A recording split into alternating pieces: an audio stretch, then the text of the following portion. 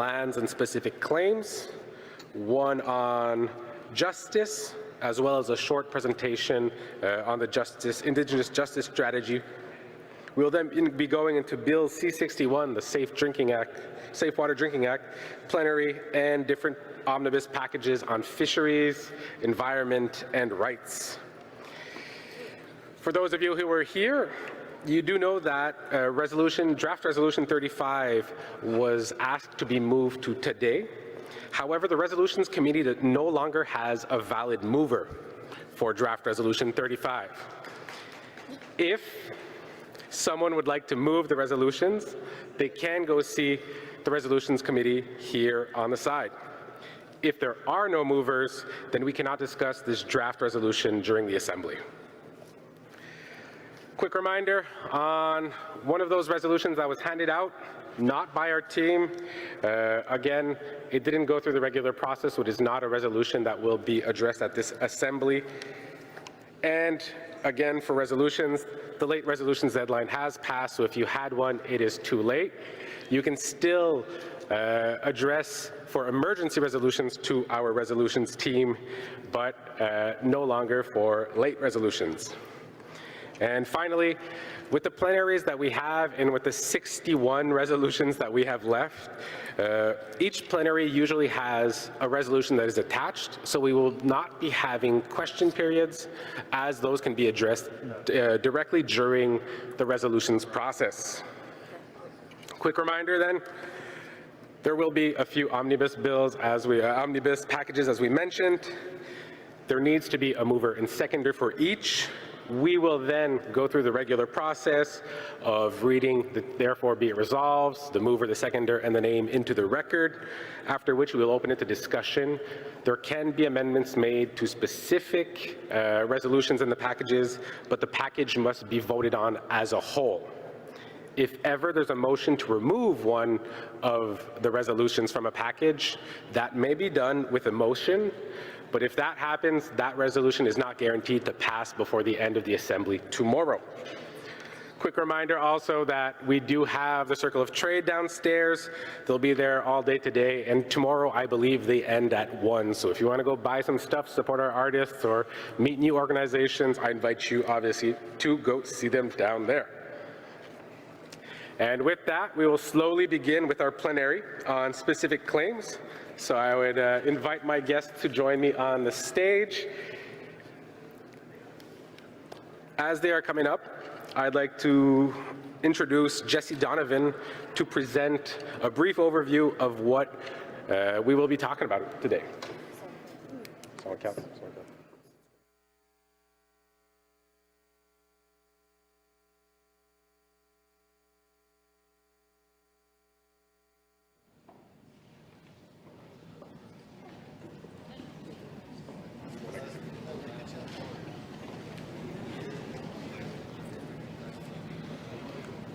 Good afternoon, First Nations and Assembly. Thank you for creating this space on your agenda for us to provide a brief presentation on specific claims reform. My name is Jesse Donovan. I'm the Acting Director of the Assembly of First Nations Land Sector. Before I begin, I'd like to acknowledge that we're gathered here today on the unceded Kanien'kehá:ka territory. I will open this plenary session by providing a brief overview of draft resolution number 12, ensuring access to justice for specific claims through policy reform. I will then turn to Kathleen Lickers, external legal advisor to the Assembly of First Nations, who will provide remarks on the ongoing specific claims co-development process. Next, Stephen Augustine, Hereditary Chief on the Mi'kmaq Grand Council and member of the AFN Council of Experts in Indigenous Laws, will provide remarks on the transformative potential of recognizing First Nations laws in the resolution of specific claims. Finally, Candace Metallic, Principal of Metallic Law and Legal Counsel for Chippewas of the Thames First Nation, will provide further remarks on the challenges faced by Chippewas of the Thames in securing access to justice for their specific claims.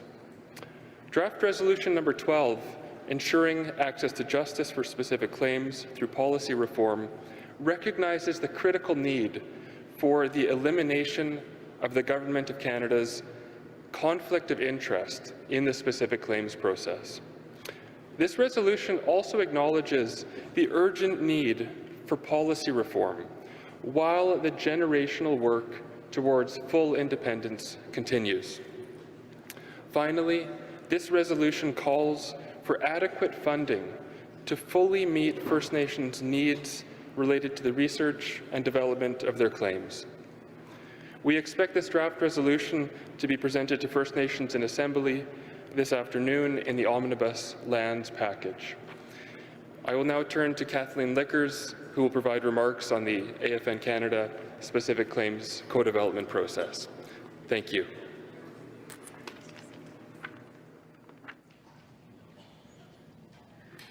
Scano, Sego, good afternoon.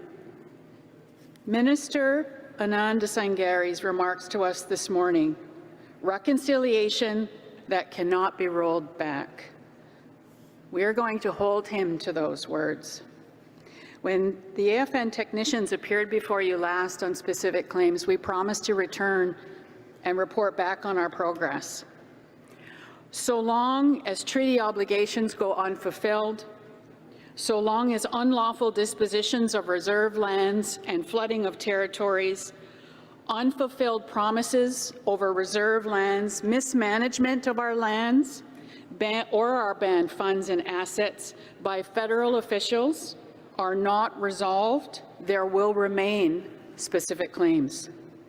Canada recognized this reality in the 70s and was prepared to formalize its process, but its recourse and its process came with a price. It would remove reliance on technical defenses and provide funding to access its services, but it would judge claims against itself. It would control the scope and the pace of settlement, and it would cement its current conflict of interest, which has remained so, even in the face of claims settlements today. So, the search for a fully independent, true, fair, impartial process remains. In 2009, Justice at Last prompted the creation of the Specific Claims Tribunal. And while we championed that success, we saw for the first time a measure of independence introduced into the process, but at the end of the process, and with a financial limitation on its access. And so, we continued to search. In 2016, Canada adopted the UN Declaration on the Rights of Indigenous Peoples, and the articles contained within it gave expression to a new vision. And in 2021, Canada committed to reviewing its laws and policies to align with the UN Declaration, and that has given rise to our current ambition. The AFN's developed a proposal. We've had it available. We developed it originally in 2019, and now we've been at the table with the Government of Canada's representatives since 2022. They secured a cabinet mandate to reach the resolution with us on the creation of an independent centre for the resolution of claims. And we have agreed and reached consensus on many key functions, creating an independent centre away from the specific claims branch that takes the registry and filing of claims outside of the department's own function, creating a resource hub that supports First Nations developments of claims with capacity, removing the funding of claims to an independent process, and not one that's confined by eligible activities along discrete silos of events, but rather that represents the true efforts that we engage in along a continuum from the filing of claims to the settlement of claims. But most importantly, and this we really want to truly emphasize, that we are wanting to hold Canada to the vision that it promised in the 70s, that it repeats rhetorically in some measures, that their preferred outcome is claims settlement negotiation tables, that they're not wanting to force us into litigation, and we want to hold them true to that promise. We want to maximize every effort to reach negotiated outcomes in early opportunities and before Canada takes a position on lawful obligation that confines the scope of that negotiation. We want them to do that as early as possible and with the involvement of expert facilitators and mediators wherever they're needed to resolve disputes. But what that means practically is a greater interaction with the tribunal, which means we have to examine the cap, because when the financial limitation of the tribunal operates as a barrier towards access, are we really truly holding to the promise of the UN Declaration? And particularly Article 28. Article 28 that the courts are giving expression to for the creation of equitable compensation. Well, you can't have it both ways. We can't have Article 28 expressing the availability of the restitution of lands, and if we can't have our lands equitable compensation and then provide a pathway to the tribunal that caps that aspiration at $150 million. So we have reached agreement on those elements, but there are challenges, and those challenges are real. Maximizing the access of who can file specific claims. We want to open that doorway. Securing the more structural elements of independence in all of its assets and removing the cap. But most importantly, how to incorporate Indigenous laws. And the greatest challenge that immediately confronts us is time. To secure true independence requires legislation, and the life cycle of this current government's mandate is closing, but that does not mean we are abandoning the effort.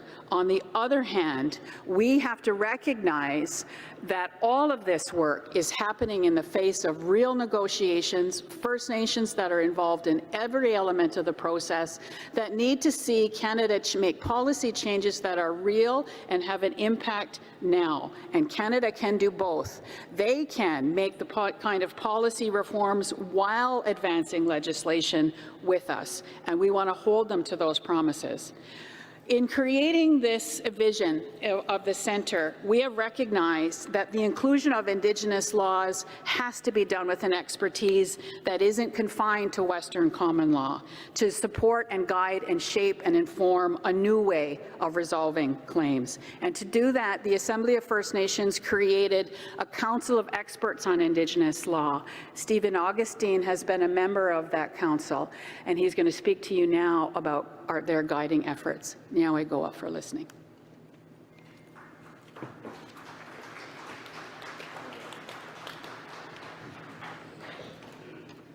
Well, Arlene, Kathleen, miwa dam dandel wigmiyo nigela giskuga edlewistu.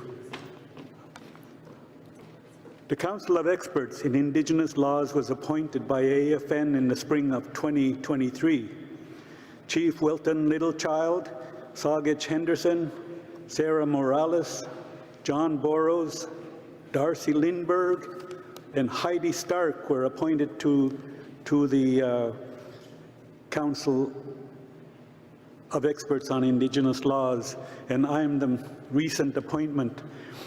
CEIL is responsible for providing expert advice on recognition of Indigenous laws in claims resolution in the Specific Claims Implementation Working Group in the Chiefs Committee on Lands, Territories and Resources. Recognition of Indigenous laws is supporting the recognition of the laws, legal orders and dispute resolution mechanisms as articulated by participating First Nations. The recognition of First Nations laws may impact the conduct of adjudication, dispute resolution and negotiations. One of the ways Indigenous laws is explained is in the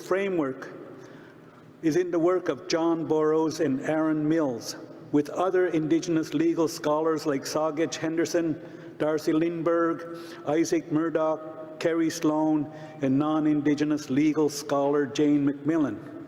Focused on rooted constitutionalism, this group of legal thinkers have analyzed the structure of Indigenous communities and laws, creation stories, and oral histories of Indigenous peoples in Canada, and how they derived their morals, values, and principles of living together and sustaining their lives on the land prior to and after European contact.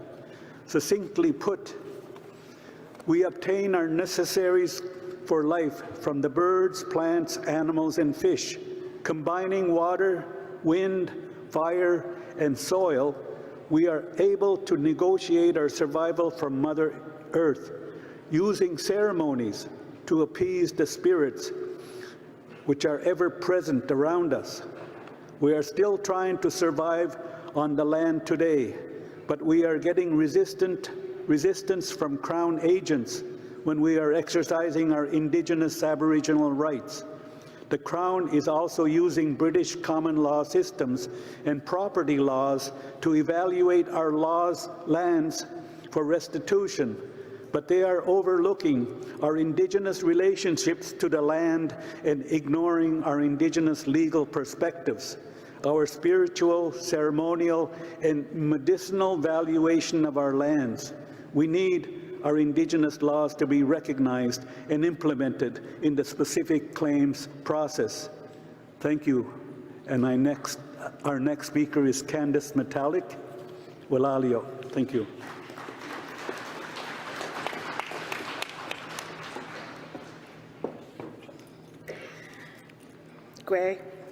Good afternoon.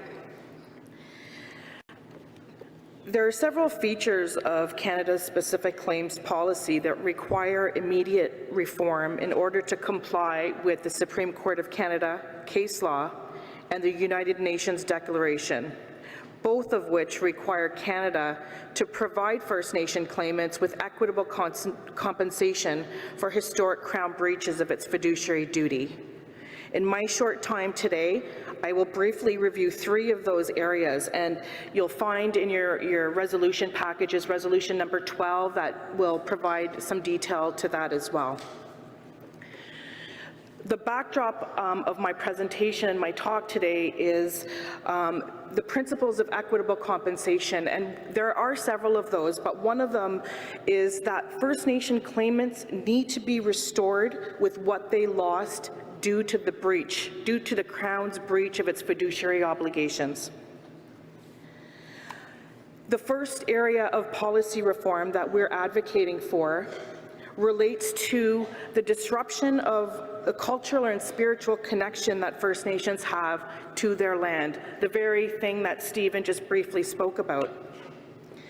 The specific claims policy since the 1970s has provided that compensation shall not include any additional amount based on special value to the owner, unless it can be established that the land in question has a special economic value to the claimant over and above its market value.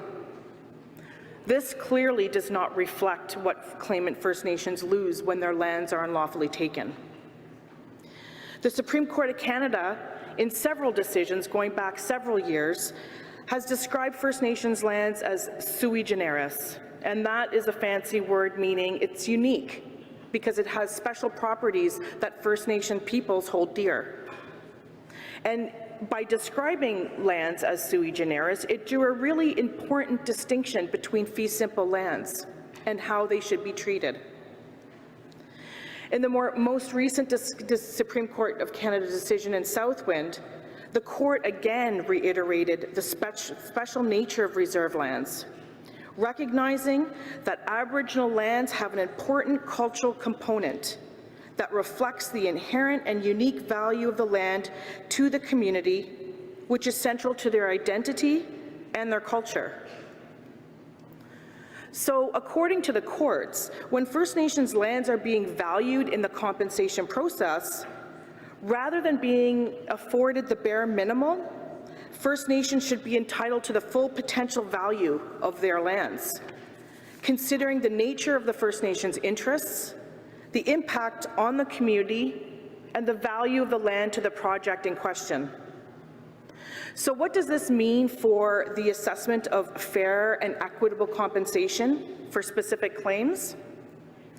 In our opinion, it means that Canada which allow the disruption of the First Nations relationship and their sacred connection to the land, should pay a premium to account for that special value. This approach would satisfy the principles of equitable compensation by acknowledging the unique loss endured by First Nations when their lands were unlawfully taken. And the United Nations Declaration supports this as well, and Kathleen made mention of Article 28, so that we have two legal foundations that Canada is currently not following. But even more importantly, there are examples of outside of Canada's resolution process that provides premiums for when third parties access First Nation lands. We've seen other entities pay First Nations between 3 and 5 times above the market value for their lands. There's no justifiable reason why Canada shouldn't be doing the same. Valuing First Nation lands equivalent to fee simple lands as part of Canada's compensation criteria for specific claims is neither equitable, nor does it accord with Canada's jurisprudence, the United Nations Declaration, and we strongly believe that it's about time that the specific claims policy be changed for this reason. In other words, Canada ought to pay for the special value to the owner. And these policy changes are things that can happen right away. We don't need to wait for legislation. We simply need the government to act. The second area of policy reform relates to providing First Nations, particularly those with really large claims, with interim restitution pending a final settlement. The bottom line is that outstanding claim settlements are debts that Canada owes to First Nations. Currently, Canada does not have a policy that provides for interim restitution for these types of claims. And they can take the form, any form. They can be advance payments or they can be other type of financial instruments.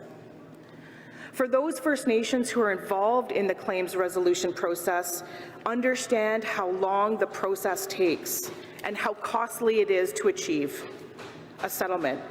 It can take up to 5 years and sometimes much longer for complex claims.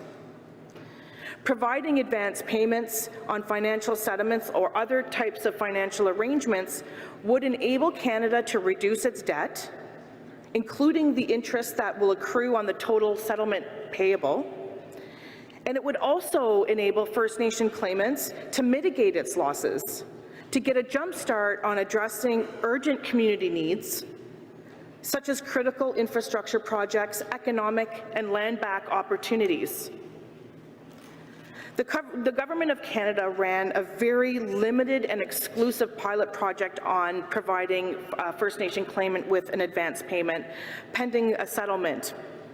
And we know of one, but it's not made available to any others. And when the Chippewas, the Thames requested it, we were denied that opportunity. The Chippewas, the Thames believes that Canada must be open to explore a process to incrementally reduce its debt while a settlement is being negotiated. Finally, the third area of policy reform that we are advocating for is to remove the financial cap on the acquisition of replacement lands. The specific claims policy imposes a 10% financial cap on the acquisition of replacement lands, which, once again, we believe prevents a fair and just resolution of claims. The actual costs to purchase replacement lands far exceeds the 10% of the appraised value of such lands. And at the end of the day, First Nations have to pay out of pocket for those costs that are over and above that 10%. We believe that this criterion is contrary to the principles of equitable compensation because it doesn't fully compensate the First Nation. It leaves the First Nations to use its own funds to acquire those lands back. Later in your package, under Resolution 12, you'll see all of these issues identified and laid out in some detail in the whereas clauses, and we invite you to ask questions and consider it favorably. Wilali Oak.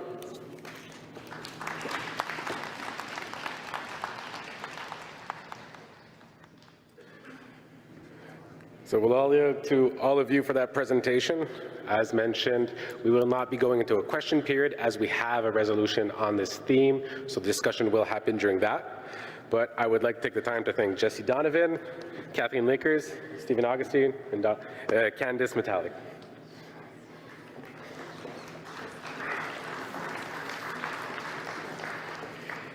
And now we will be getting into the resolution part of this day. So as my colleague is getting ready, we will be moving on to draft resolution 65 on the missing and murdered Indigenous women and girls file. And I will be turning it over to my colleague Rena.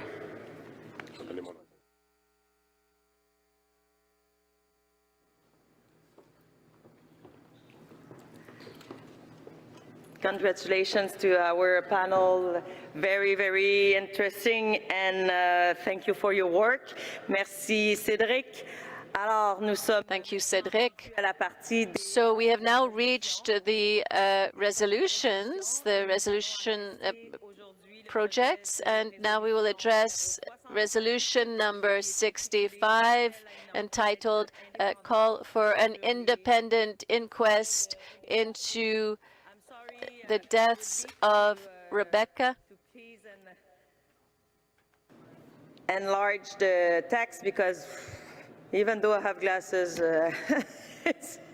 it's too small to read. Wait. So, thank you very much. Okay, on continue. Alors, le projet de résolution numéro... So we're continuing. So draft resolution number 65 is entitled Call for Independent Inquiry into the Deaths of Rebecca Comtois, Morgan Harris, Mercedes Myron, and Mashcode Bizikikwe.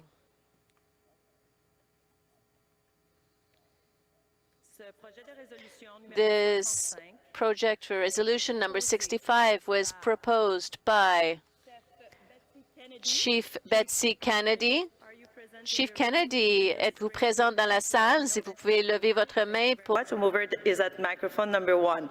I'm going to now verify if the seconder is in the room. So this draft resolution number 65 has been seconded by Chief Heidi Cook. Hi, Chief Cook, are you present in the room? Okay. Both mover and seconder are at the microphone number 1. We'll come back to you. Just after we will read the therefore be it resolved section together. Thank you very much, technician. So I'm going to read it in French. For these motives, the First Nations in Assembly 1 ask the Lieutenant Governor of Manitoba to give the Morgan Harris, Mercedes Myron, to establish a commission to undertake an inquiry into the deaths of Rebecca Comtois, Morgan Harris, Mercedes Myron, and Mashcode Bizikwe. Mettant l'accent sur les efforts initiaux et continus du service de police de Winnipeg et de la province du Manitoba pour enquêter sur les femmes disparues. That there be a call on the Lieutenant Governor of Manitoba to appoint with specific focus on the Winnipeg Police Service and Province of Manitoba's initial and ongoing efforts to investigate and locate the missing women. Call on the Lieutenant Governor of Manitoba to appoint First Nations commissioners to carry out the independent inquiry with consideration given to recommendations from the Assembly of Manitoba Chiefs on the selection of commissioners.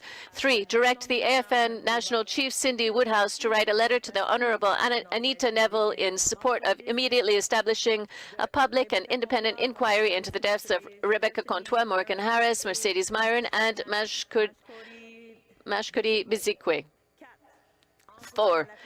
Direct the AFN to work with the AMC to recommend a proposed scope of the inquiry into the circumstances surrounding the deaths and to fully investigate the methodology and thoroughness of the search efforts A, methodology and thoroughness of the search efforts. B, protocols followed for the management and preservation of evidence. Preservation of evidence. C, actions and responsiveness of official parties throughout the investigative process. And finally, D, intersection of these issues with the crisis of MMIWG and 2S LGBTQIA plus peoples, scrutinizing how systemic biases have potentially influenced case outcomes. This draft resolution number 65 has been moved, seconded, read, and entered into the record. We will now open the floor for discussions, and I would now like to invite the mover, if the mover wishes to introduce this draft resolution number 65. You have up to 4 minutes. Microphone number 1, please. Good afternoon. Kagita tamiskat na waniganiwag. Mr. Escamigoche, itagape mamawag.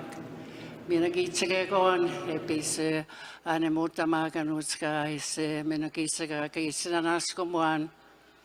I'd like to thank all the leadership that are here today to be able to support our resolution in terms of our MMIWG, in terms of the women that are missing across Turtle Island. And it's not only in Manitoba. I'm sure that it touches each and every one of us that are in leadership in our nations. So the resolution is, I have family with me, and they're the daughters of one of the women that were found in the landfills in Winnipeg.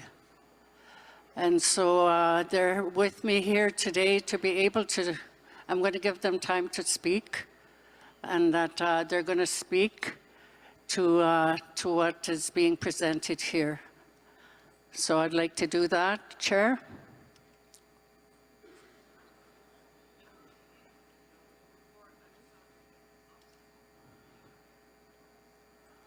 Of course. Yes, you're allowed to share your time. Sorry for the delay. Yes. Okay, thank you so Chief much. Miigwech.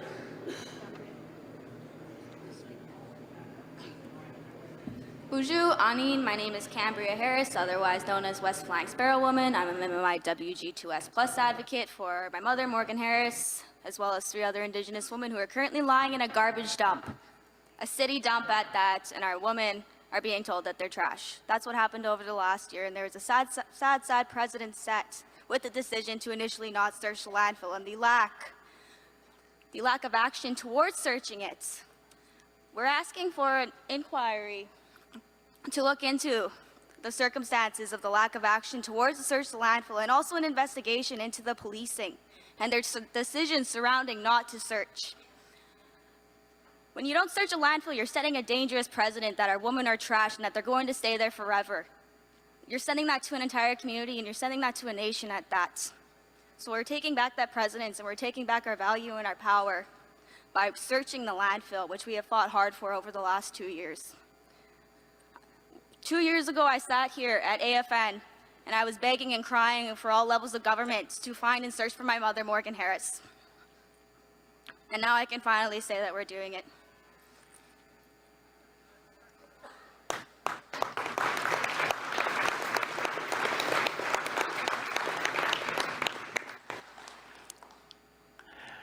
I just wanted to say that I wasn't able to question the minister when he was here earlier. And what happened was there was a commitment from the federal government of $20 million. There was a commitment from the provincial government of $20 million. The federal government gave the province the $20 million, so they're doing the work. The province is doing that work on behalf of the families and whatnot. And so what we would like to do, and what we have presented in our resolution, is to call on the Honourable Anita Nelville, the Lieutenant Government of Manitoba, to establish a commission and that the Assembly of Manitoba Chiefs be a part of that process, that we be able to assign commissioners to the inquiry, and that it should reflect across the nation to all other provinces, to all our relatives across the nation, should be able to ensure that this process be implemented as to the request of the Assembly of Manitoba Chiefs. Negusana ginaraos kumit nawao, isintu tawiak.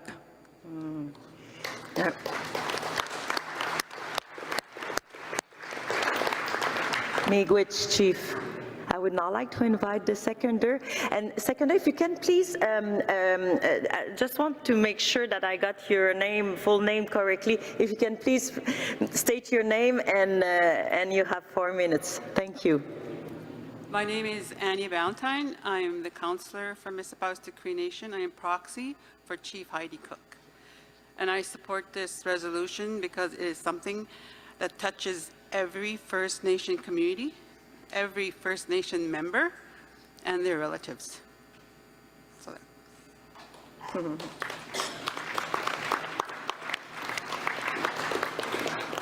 MMIWG Chief, someone else would like to use the time left?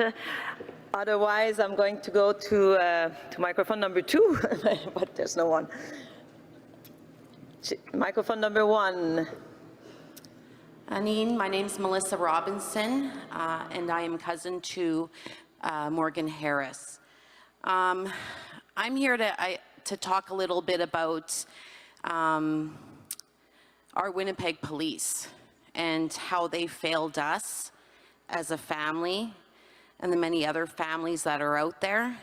They failed us as women, and they failed us as Indigenous people. I think back to December, back on December 1st of 2022 was the day that they sat down with us after us searching for 7 months. And they let us know that my cousin was murdered and that she was in a landfill. And at that time, they told us that nothing could be done. It wasn't feasible to go and locate my cousin so that we could bury her properly. Instead, they wanted us to leave her there and them not do anything about it and wash their hands of it. Well, here we are 1.5 years later, now doing it when they said they couldn't. So I think back over the last 1.5 years, the heartache that we've had to go through, how my nieces have had to grieve in front of everybody across this country. And for what? When the police should have done their job. They should have at least tried, and we wouldn't have had to have gone through all this heartache. So I thank you everyone for your time, and I thank you guys for having us here today. Thank you.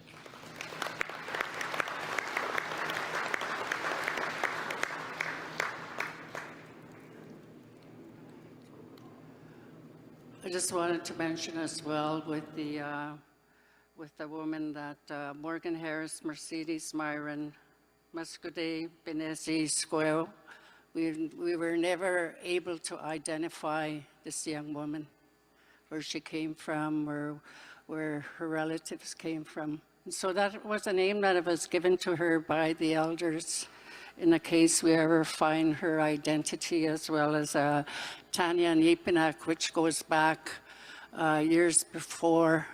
So there are our women are missing each and every day, and that we be able to ensure that this work is done, and that tomorrow will be the day of the verdict, where the judge is going to come down with a verdict in terms of the serial killer that we have in the province of Manitoba. So I hope that whatever comes down, that it will be something that he will have to live with for the rest of his life in a little cell in some corner somewhere. Yagusane.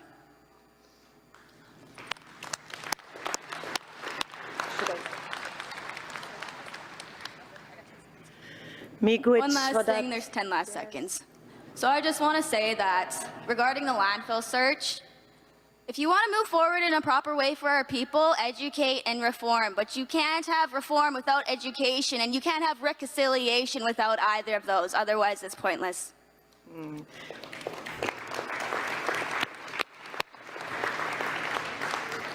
Miigwech, and just want to recognize also the delegation there. Thank you for being here. And yes, you're recognized. And on that, I would like to check just to make sure that anyone else wishes to speak to that. Otherwise, we'll go to a vote. So we'll go to a vote at this moment. And so I will put the matter to a question, and I will ask, is there any opposition to draft resolution number 65 entitled Call for Independent Inquiry into the Deaths of Rebecca Comtois, Morgan Harris, Mercedes Myron, and Mashkodi Bizikikoi? Any opposition? Seeing none. Any abstention in the room?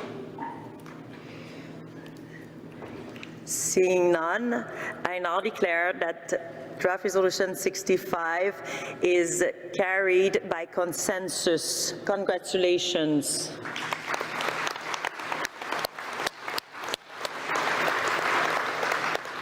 And on that, I just want to note here that Larry will prepare smudge for people that needs it. So smudging is available, and I am going to find out where at this moment.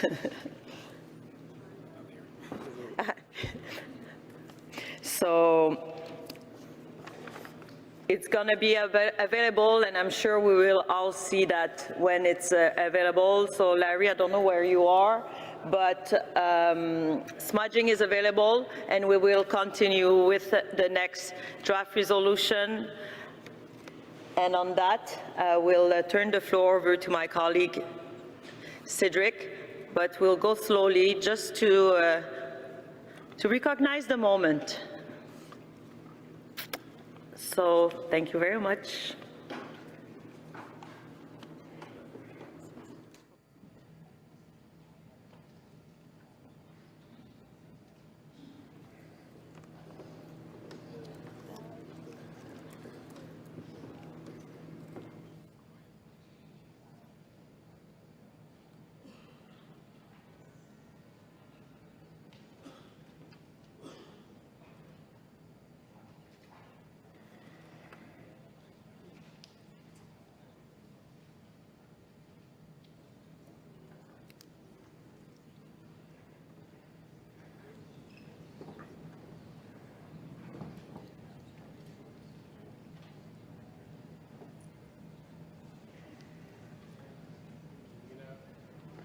And thank you to our speakers for the actions that you are bringing forward and helping save our sisters. So I want to recognize you too for that, and recognize the work that you've done and everything you represent by being here. We'll move on slowly to draft resolution 42, support for recognition of First Nations jurisdiction over policing. If I can have those set up on screen. So there's been an update to the movers and seconders. So I would look towards the crowd and see if we have Chief Jerry Jack. Is Chief Jerry Jack present with us? In the back, thank you. And seconded by Chief Dylan White Duck. Chief White Duck, I see you at microphone 2. We will now move on to the therefore be it resolved. Therefore be it resolved that the First Nations in Assembly, 1, call upon the Government of Canada and Public Safety Canada to introduce federal legislation that recognizes First Nations' inherent treaty and constitutional rights over policing and guarantees equitable funding to First Nations police services. 2, reaffirms the following conditions for the Assembly of First Nations to re-engage with PSC in the co-development of federal First Nations policing legislation. Subpoint A. The Minister of Public Security Canada agrees to meet as soon as possible with the AFN Policing Task Force. B. The Minister of PSC commits to appointing a ministerial special representative who has experience engaging with First Nations and possesses an understanding of First Nations rights and policing to engage with the AFN and act as an intermediary between the Minister of PSC and PSC officials. PSC commits to co-development of guiding principles that recognize First Nations' inherent rights, treaty rights, and constitutional rights, as well as sovereignty and jurisdiction over First Nations policing. And D, PSC commits to a true co-development process with clear timelines for introduction of a bill in the House of Commons. E, representatives from Indigenous Services Canada, Crown Indigenous Relations and Northern Affairs, and the Department of Justice fully participate in the co-development process to provide support to PSC and the AFN during discussions regarding the legislation, and F, AFN representatives meet regularly with PSC's federal, provincial, and territorial working group on First Nations policing to directly participate in discussions regarding the legislation. 3. Direct the AFN to reject any proposed legislation in which funding for First Nations policing would flow entirely through provinces and territories. And therefore be resolved 4, direct the AFN to reject any proposed legislation which would delegate federal authority to legislate over First Nations policing to the provinces and territories. We will now move to our mover. For your first opening remarks, you have 4 minutes. Microphone 2, please. Gala Kessler, my name is Clark Gala. I come from the House of Zisot and Mojit Muchlet territory. I can stand here and say I'm not an Indian Act chief. I'm a hereditary chief for my nation. We don't elect our chief and council at home. My English name is Jerry Jack, and I just speak briefly on this important resolution and looking for the chiefs and assembly for your support and help in this important resolution in the funding parts, because I get saddened when I used to go with my dad in meetings since the 70s, and I'm doing the same thing he did in the 70s, looking for everything and fighting the government for everything. But anyway, I fully support this resolution, Mr. Chair. Thank you. Chief. We will now open for discussion and move to our seconder, Chief Dylan White Duck. Microphone 2, please. Chief White Duck, Kitiganzi, Anishinaabe. I'd like to acknowledge Chief Lance Heyman, who was moving this resolution. Regrettably, he could not be here today. He is putting on the good fight against the government of Canada with regards to a nuclear disposal site. So he's doing his fight in the territory and protecting the lands, and he couldn't be here today. So I just want to acknowledge him and his fight, the good fight. As you know, policing is not considered essential still to this day. We've had a police force since the early 80s, 1980s, and they've been there ever since. It's always crucial when our members get into when there's an issue, they always call our police force first, because they trust our people. They trust our officers in uniform who work and are from the community. And we should see that across the board for all of our First Nations when we see our members in uniforms representing their members. Essentially, policing is still underfunded. This resolution is going to continue the fight for AFN and for all of our police force to be funded properly and adequately. So I'm seconding this on behalf of Chief Heyman, and hopefully you could all support this resolution. Thank you. Thank you, Chief White Duck. So now we'll open to discussion. I will head to microphone 1. Thank you, Mr. Chair. Cheryl Kazmar, proxy for Nisukan Chief Pierre for the community of Akam and BC. I'm speaking in support of the resolution. However, I'm just looking for a friendly amendment, and I think it's just to make it a bit stronger. In number 1, it says it's call upon the Government of Canada and Public Safety Canada to introduce federal legislation. I think we need to add to introduce co-developed federal legislation. And I know that it talks about it further in number 2, and it refers to that as a condition, but I think in order for them to see it up front, we're talking about co-developed legislation, not something they're going to do on their own. And I also think that it needs to be in keeping with the spirit and intent of the Declaration Act, where number 28 speaks specifically to the justice, what is it called?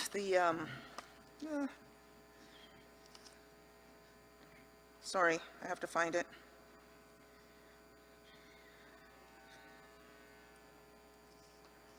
Number 28 speaks specifically to a justice strategy, and it also talks about providing ongoing support for community-led work and initiatives related to revitalization and enforcement of Indigenous laws and legal orders. So I think that if they've made that commitment in the Declaration Act, we need to always reference it and hold them accountable to that. Thank you. Thank you. Thank you, Proxy Casimir. And if I can ask technicians to have it scrolled up to therefore be resolved 1, please. So I will turn to our mover. If you accept the amendment to introduce co-developed federal legislation and therefore be it resolved 1.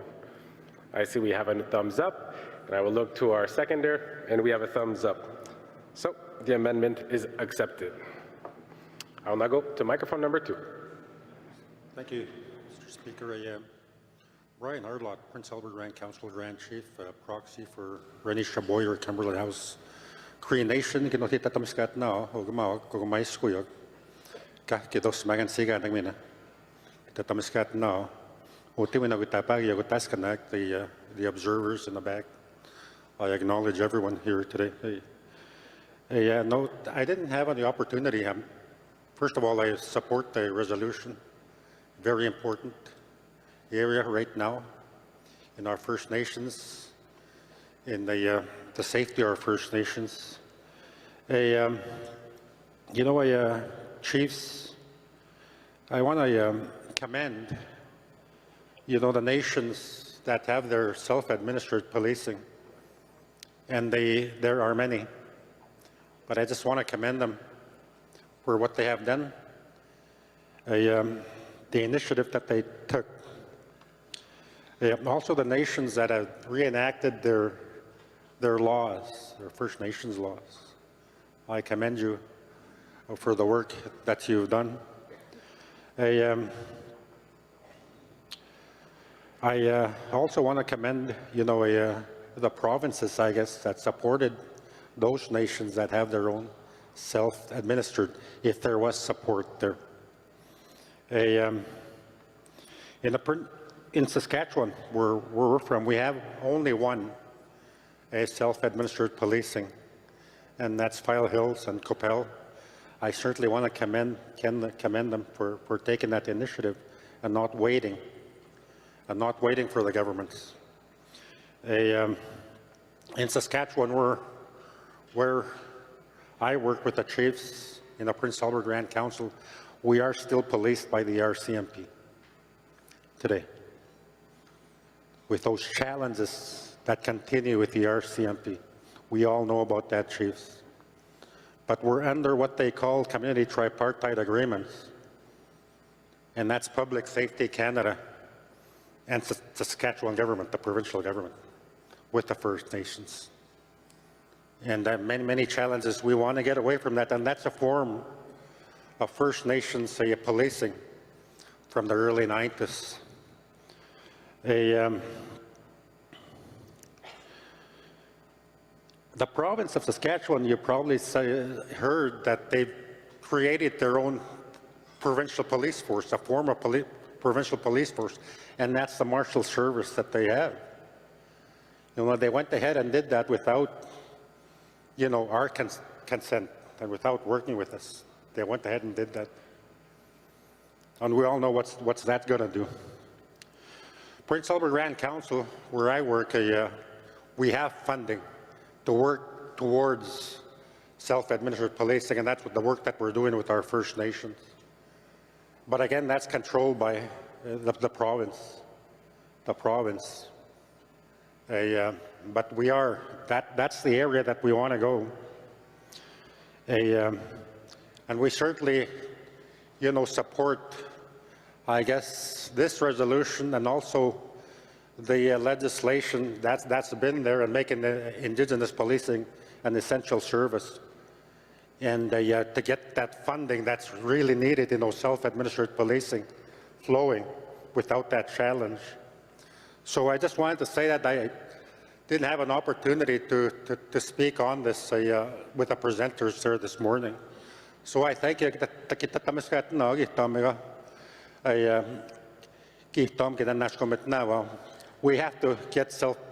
We have to make our communities safe. And the only way we can do that is self-administered policing and also community safety officers in our communities. And let's work towards that, chiefs. Thank you. Thank you, Proxy. Due to time constraints, I will be closing the speakers list to the 6 chiefs and proxies that are at the microphones. So we can continue with microphone 1, please. Zoom in quenched and squenched. Cookstay.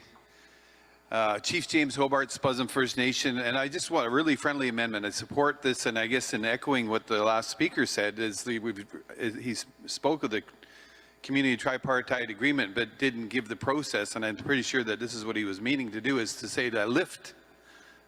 I think that they should have on there, instead of just rejecting the funding model, wherever it said, is to lift or release the dedication of the direction of the funds to the CTA agreements. The CTA, well, the A is the agreement, but somewhere on the therefore, it says to reject. I think you need to lift the directed or the dedication or release the dedication of funds to the CTA agreements, because even if we create something else, which we have tried in BC, they'll say it has to fit through the CTA funding, which obviously it can't. So if we could have somewhere where it says to lift or release the dedicated funding from the CTA agreements, like reject any proposed which delegates federal authority, the one above that, number 3, would flow entirely through the provinces. I think it should say including lifting the dedication of funds to the CTA agreements.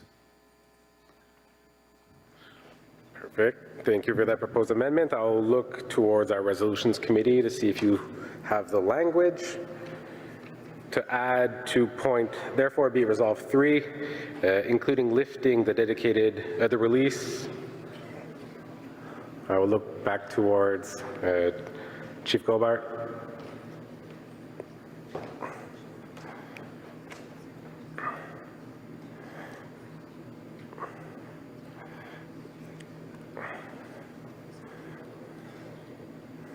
So the proposed amendment, I'd ask if you could read on screen, including releasing the dedicated funding from the CTA agreements. Would that be what you propose? Perfect. Thank you very much. So I will look towards our mover for the amendment to add, including releasing the dedicated funding from the CTA agreements on therefore be resolved 3. I look towards my mover.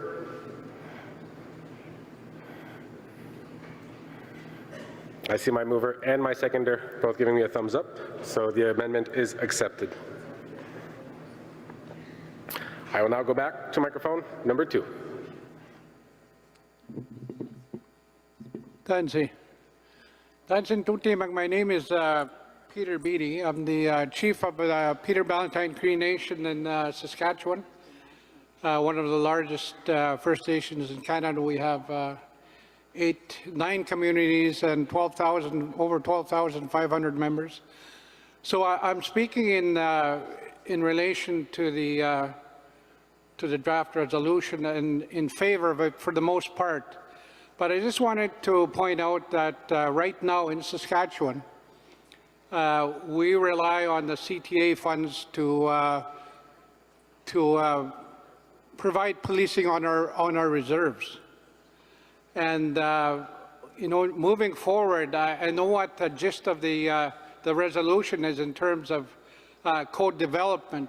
of a process. And I think that's something that is very important, that we need to work with the Government of Canada for the most part for our own reserve policing. We in Saskatchewan, through the Grand Council and through our own efforts as well, are moving towards getting sustainable funding for on-reserve policing. And we're beginning our process for community safety officers. And the province of Saskatchewan and the federal government have committed to sustainable funding of those community safety officers. So we're starting that process with the long-term goal of having a tribal police force. But when we have tribal police forces, you know, it has to be in conjunction with enforcing our own traditional and laws on of our own Cree nations or our nations in Canada. So I think that's another thing that has to be considered going forward, is you have to have your own justice system as well. Because in my experience, I've been on council for 20 years, and I'm just in a new term, but I've been chief for 8 years prior, so I know how the justice system works. We have bylaws that should be enforced and prosecuted in the system, in the provincial system, but we've been told that that's impossible, and that we are to have our own prosecutor, our own defense lawyers, and essentially what they're suggesting is our own justice system. So that's something that has to be considered going forward by the AFN and also the regional chiefs as well.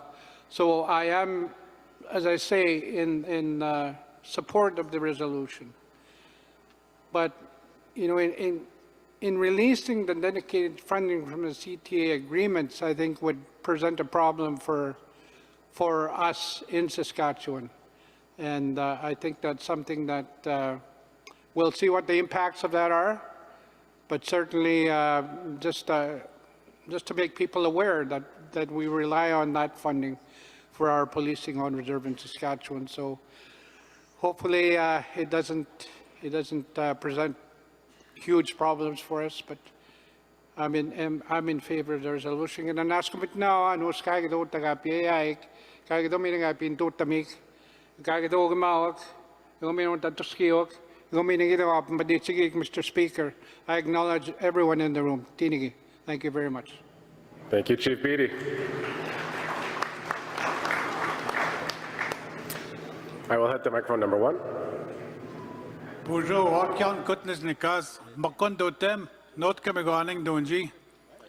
My English name is Gary Tom, and I'm Chief of North Kamigoning in Ontario, and we're police by Treaty 3. And it'll be a year that I retired from there in July 31st.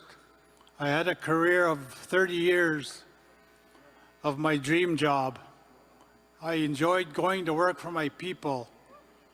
And we need that support from the leaders to move forward on the services being deemed essential, because they do the same work as mainstream policing, and they deal with family members and friends.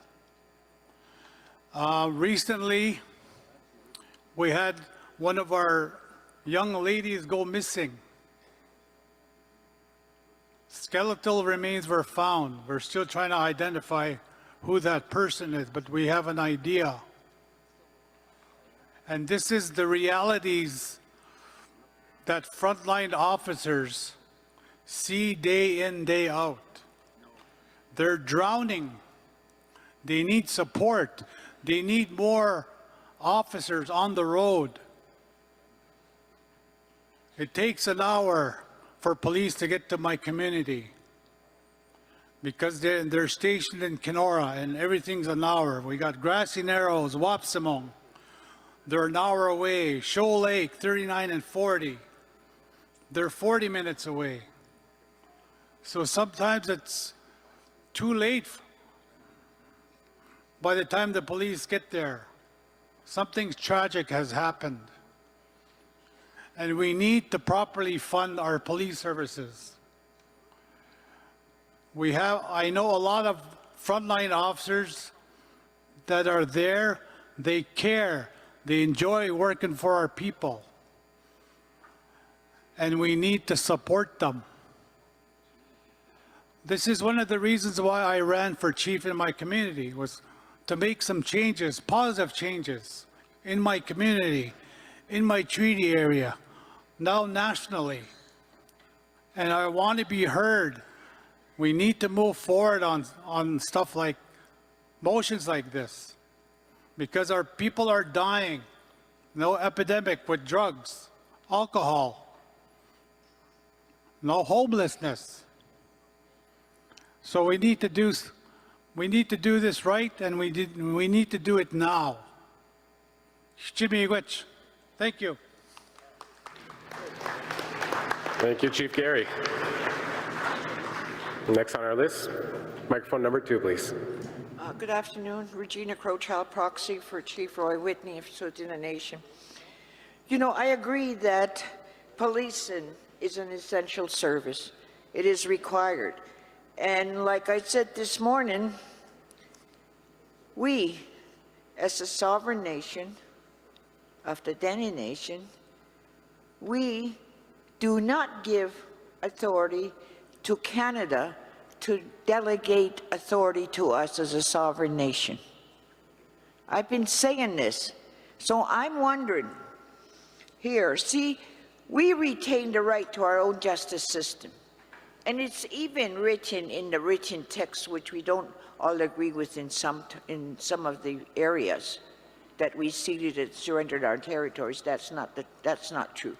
But in there it says we're to maintain law and order amongst ourselves and others, which is talking about us retaining our right, our inherent right to our justice system, which includes policing. However, over the years, Canada has forced us, in order to provide the necessary funds for an essential service, is to go under the province's authority. They've coerced us. Now, we know better. We know we have inherent rights. We know our authority as sovereign nations. We are taking over our right to justice, which includes policing. So here, where it says,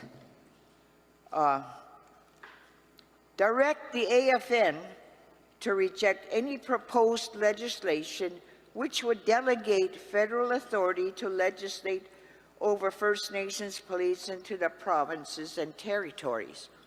I agree with that statement. However, I do not agree that we're going to give Canada the authority to delegate our inherent right to our justice system to us. It was already ours. We already had it. We never surrendered it at treaty making. So, and we want our rightful place, and that's a part of our inherent right. That's a part of our treaty, protecting our inherent right. So, if that's the intent, to ask Canada to legislate and give us authority, then I would respectfully ask the mover and the seconder to put in there, at the bottom line, that Tsuut'ina Nation is exempt from, is not a part of this. This does not include Tsuut'ina Nation. I am strong on our sovereignty. I don't just talk it and then try one way or the other. We are the nations, we have the power, and it's time we take over that power and that authority that our Creator gave us, and quit letting the state of Canada dictate to us. So if the mover and the seconder, if you agree, I'd like to put that there, because I'm not sure where you're going with this legislation. Thank you, Proxy Crowchild. I would move maybe to a point of clarification with our mover and seconder with regards to the meeting behind. If I can have microphone number 2, please. We had a discussion, myself and the chief here who are moving this and seconding this, and we proposed making an amendment to number 3, keeping it as is, but creating a separate bullet directing the AFN releasing the dedicated funding from the CTA agreements. So because it's kind of going hand in hand, you still have your own decision if your nation does not want to opt in or opt out. You still have that jurisdiction of your own decision. Regrettably, we discussed the Tsitsinu request to be not included, but we do not accept that. We do not want to enter into putting single communities opt in and opt out. You have that jurisdiction and that decision as a sovereign nation to opt in, opt out as you choose with item number 3 and item number 5 that is going to be changed right now. So I believe that hopefully covers your worrisome and that we could all get this resolution going again. Miigwech. So as I understand it, Chief Wojtek, I just want to make sure we are removing on therefore be it resolved 3, including releasing the dedicated funding from the CTA agreements. We are removing that and adding a point 5, which says call on PSC to amend their funding models to release dedicated funds under Community Tripartite Agreement, CTAs, and funding for self-administered police services to support First Nations-led community safety models. Is that what you want? Yes. I see that the language is up. Thank you. We have 2 final speakers. I had already closed the speakers list after our microphone number 2, so we'll have 2 final speakers. Microphone number 1, please.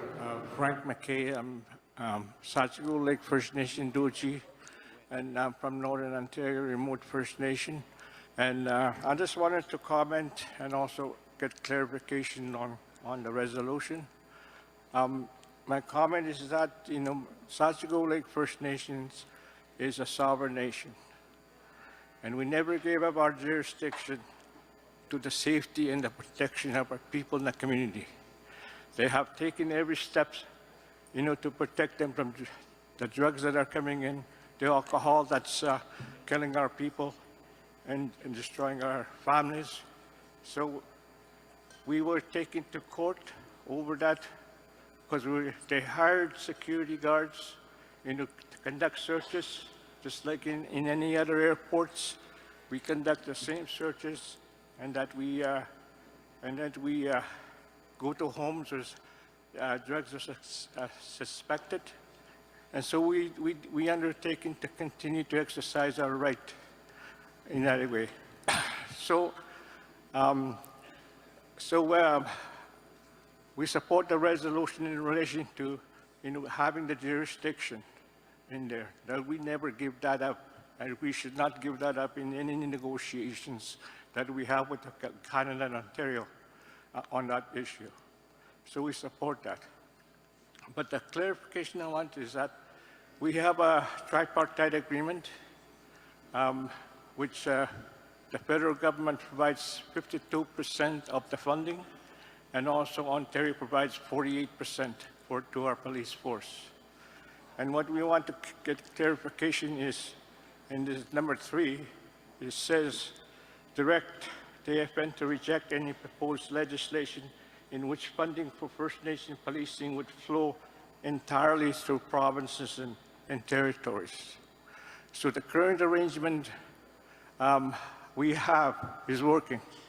We have an agreement that gives us the funding resources that we need to have our police services.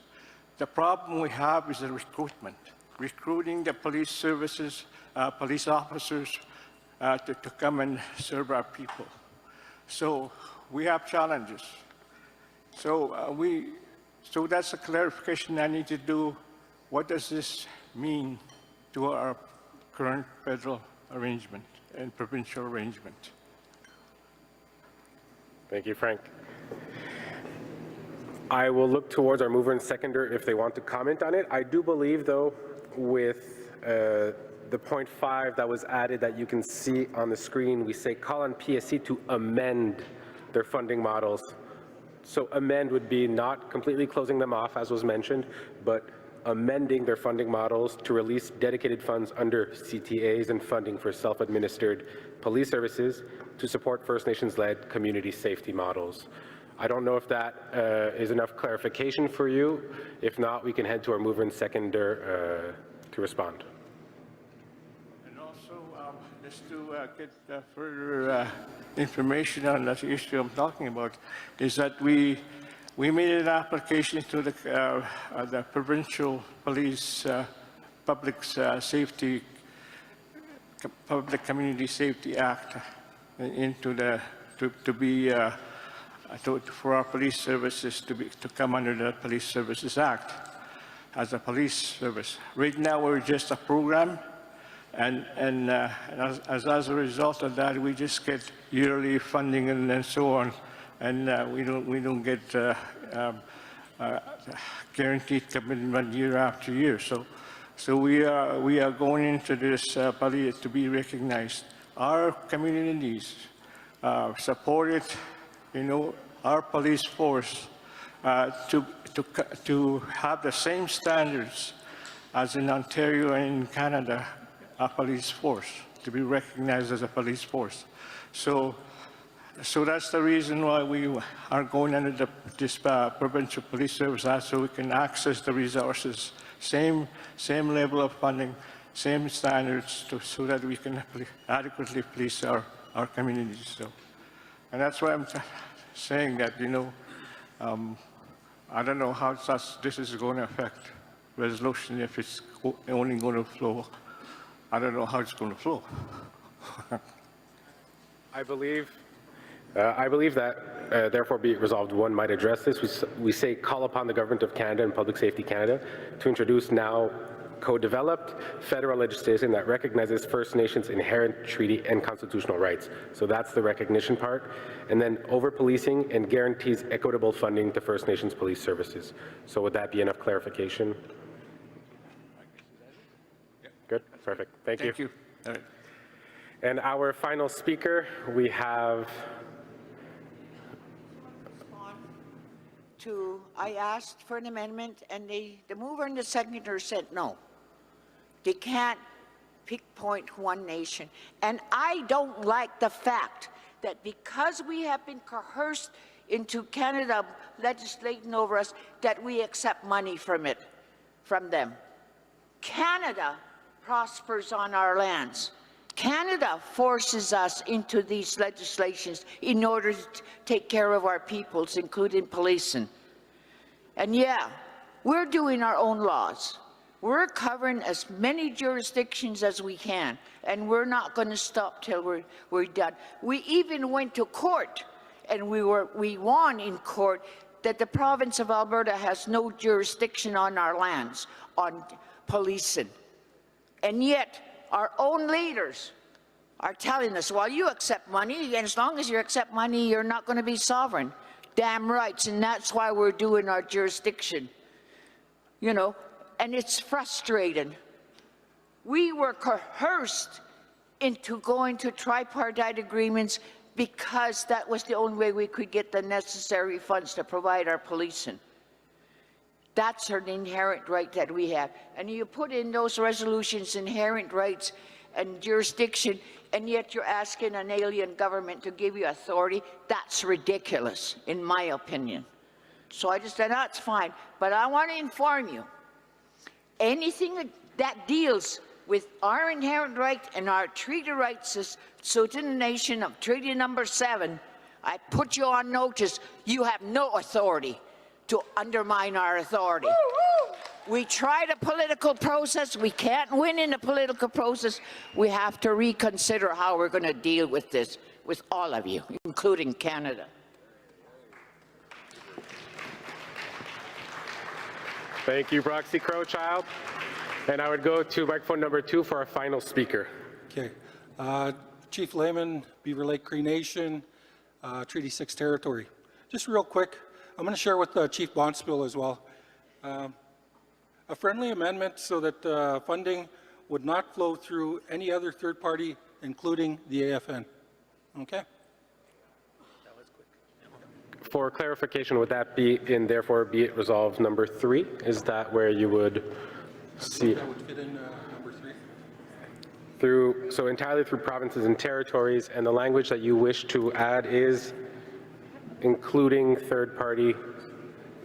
Can you reread your? No other third party, including the AFN, that the money doesn't flow through. Should I read it again? If you can read it again for our resolutions committee, please. A friendly amendment so that funding would not flow through any other third party, including the AFN.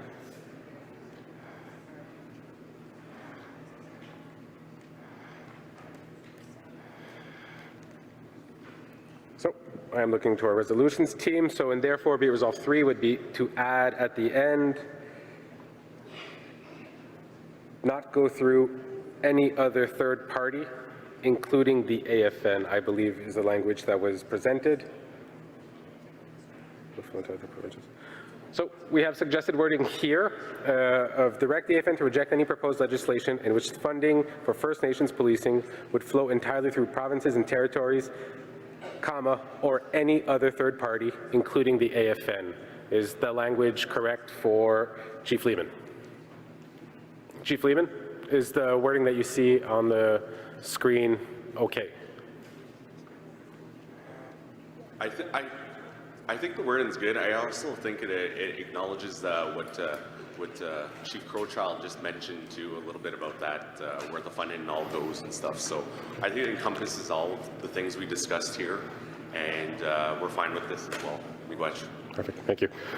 So just for the record, Chief Lehman gave a thumbs up, saying that he was okay with the wording, and we do have our mover and seconder that accepted. So if I could have the remaining time that was being shared for microphone number 2. My name is Grand Chief Victor Algordon de Bonspiel from Gunnistadag and Mohawk Nations. My concern is the fact that my community is not policed at all. It's supposed to be policed by provincial police force, Sûreté de Quebec, who have been there since before the Oka crisis and after the Oka crisis, and then they were removed, but still patrolling the town of Oka, which is within our ancestral lands. And we had a police force in 2004 and 5, which was disbanded, who were basically there to police our own people and clean up our territory of our own people. So my concern is the fact that this provincial police force is being paid millions of dollars in what they call danger pay to police my community. And the fact is they police it, they're there during the day, but during the night you don't see them anywhere. And I spoke to officers of the Sûreté, and they said they're told not to go up there at night because they're afraid. And even during the day, they have to double or triple the officers within the squad cars. So they're basically putting a stamp on us as a rude or illegal people or a criminal criminals with intentions, which is wrong. My problem is that they're willing to fund millions of dollars to an outside force to patrol, but that they're not patrolling my territory, and refusing to sit down and speak with myself and my community about having our own traditional police force to police our territory and ancestral lands. So why will they not do that? I think something needs to be done about that. I think something needs to be done about the monies, of course, flowing into traditional or tribal police forces. They need that funding to keep going and protecting our own communities from outside forces, including outside police forces, who basically drag off our members, beat them, murder them, hide them, and then cover up their acts. So why isn't anything being done about that? I think something needs to be done about communities that have no policing, and it needs to be expedited, those discussions. Yeah. Thank you, Grand Chief Bonspiel. We had closed the speakers lists already, so we will have to cut them off now. I'm sorry. With the amount of resolutions we have left, we already had the opportunity to speak. So I will now move on towards voting. So I will look for Draft Resolution 42, support for recognition of First Nations jurisdiction over policing. If there is any opposition to Draft Resolution 42.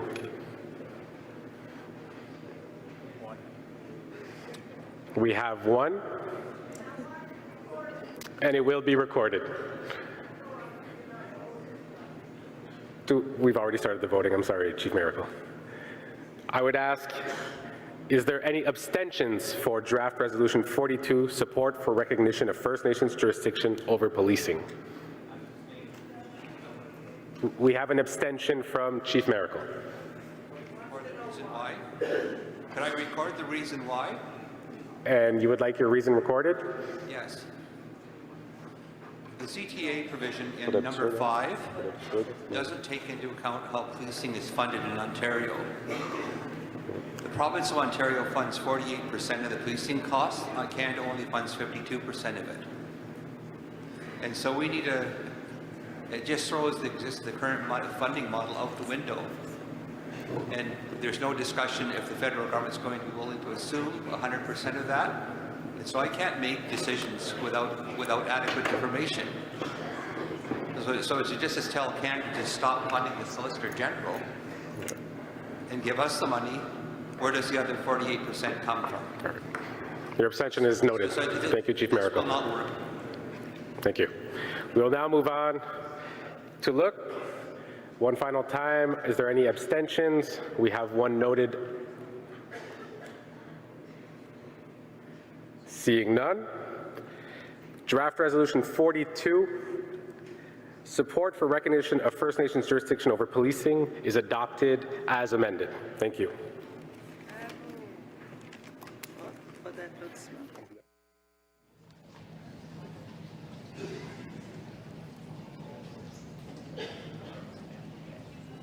Cedric, I have two things I want to tell you. They are not in a priority order. The first one, I want to tell you that a wallet was found with that amount of money, and I'm kidding. No, I don't know. What I know is the family name of this. I'm not going to tell the whole name, but the family name is Clark. So, Mr. Clark, if you want to have dinner later, better come to the registration. So, yes, the wallet will be at the registration. Second, I would need a drum, like a drum with yes, so here it goes. So, would like to acknowledge the presence in the assembly room of former National Chief Matthew Kuncombe from the Iwishi Nation. Yeah.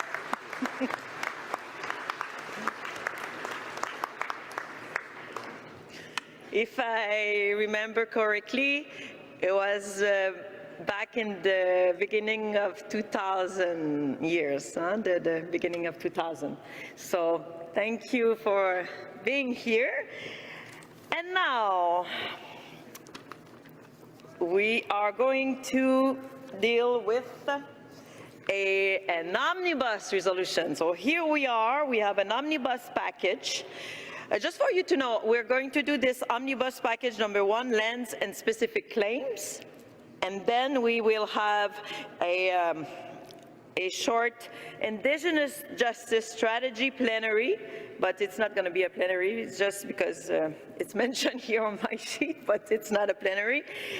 It's going to be short, but we will have time for this. And then after, we'll have another omnibus package on justice.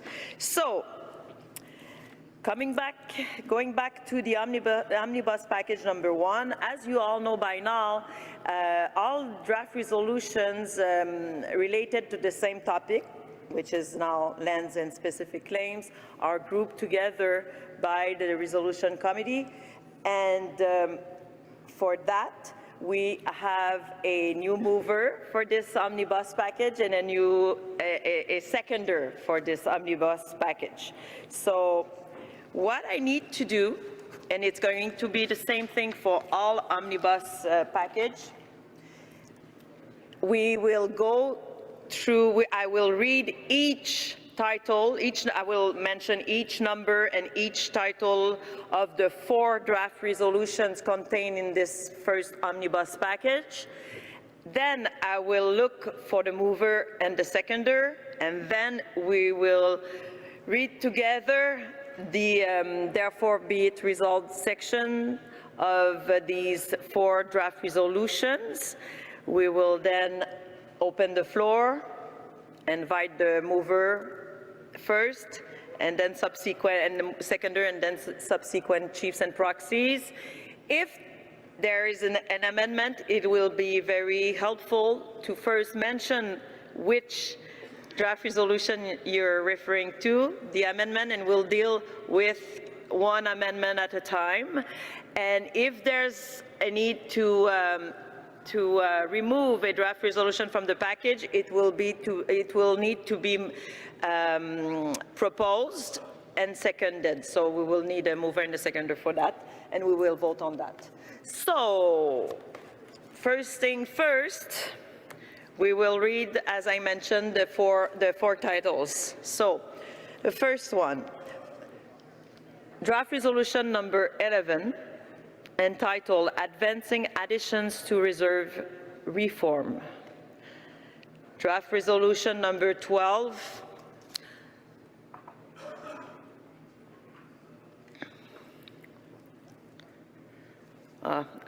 I see that it can take some time for the technician, maybe. So draft resolution number 12, entitled, this is, okay, I'm going to open it on my laptop because it's too small.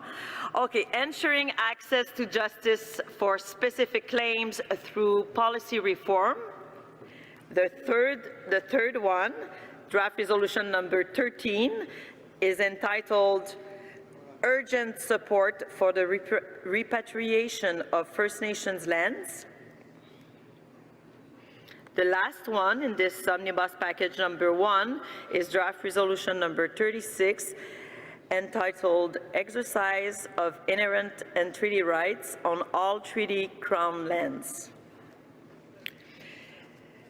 This omnibus package number 1 on land and specific claims is moved by Chief Joe Miskokomon from the Chippewas of the Thames First Nations. Chief Miskokomon, are you present in? Yes, Chief, thank you very much. Seconder, Chief Dalton Silver, Sumas First Nations. Seconder, are you present in the room? Are you? I see you, thank you very much. Good thing not to come to the microphone too quickly, because I will need some time to read all the therefore be it resolved section of these 4 draft resolutions. So let's begin. Draft resolution number 11, we will read it together. And just as a mark of respect, I would like to include some French, so we will read it together in French.